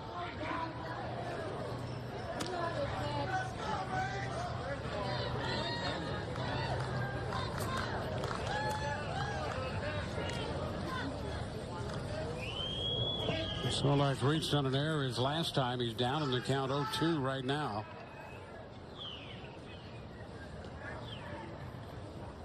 And Nate Lowe with his power bat on deck.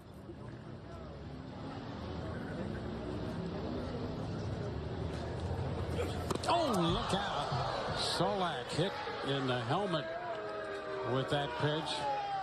Second time the Rays have had that happen, but Solak is okay. Earlier we saw that with Adames, and this one right off the top of the Scully. And so Solak hit by that pitch. And the Rays will walk him to the dugout. And Jim Haley will run for him. So a walk and a hit matter. 1 out. Schultz giving the Rays an opportunity, and here's the power bat of Nate Lowe. Here's the guy who hit that 450-foot home run earlier this spring, and he takes ball 1.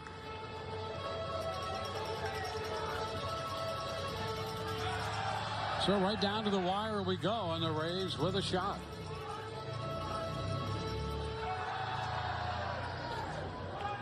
Tying run at first, potential winning run at the plate with power. And he fouls it the other way out of play. 1-1. I mean, this is all you could ask for if you're trying to pull it out. You got the big power man at the plate with 2 men on. You're checking Solak to make sure he's okay, and let's hope that he is.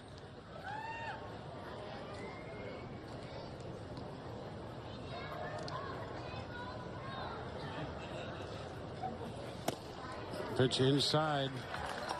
Now 2-1.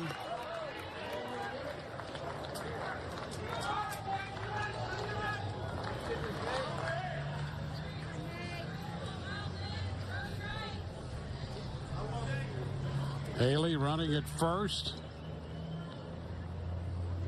Long, the runner at second. And a foul ball back. He's taken a couple pretty good cuts.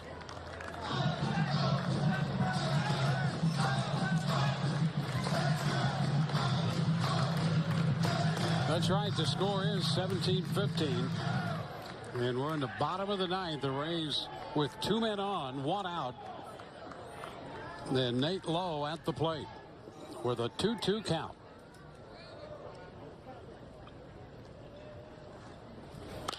And he skies this one foul. A lot of power in that swing.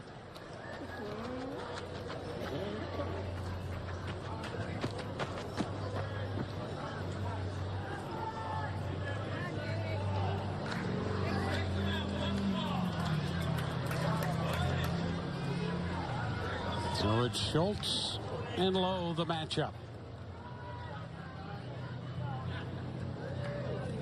And a cut and a miss. He strikes him out. So a big strikeout there for Schultz. And that's out number 2 for the Rays. Down to their final out. Here's the strikeout pitch. He got it up and by him, a little bit away.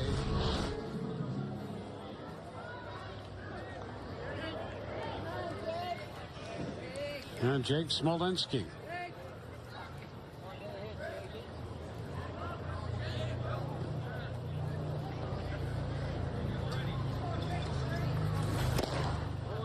That's a fastball outside.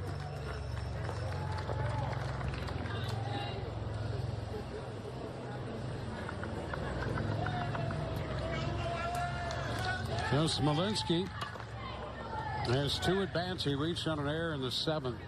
Officially 0 for 2. And he has some pop. Check swing and a bounding ball to third. Wilkerson's throw to first, and this game is over. It's a 17-15 final. Rays lead 2 men on in the bottom of the 9th inning, and the Orioles win this one.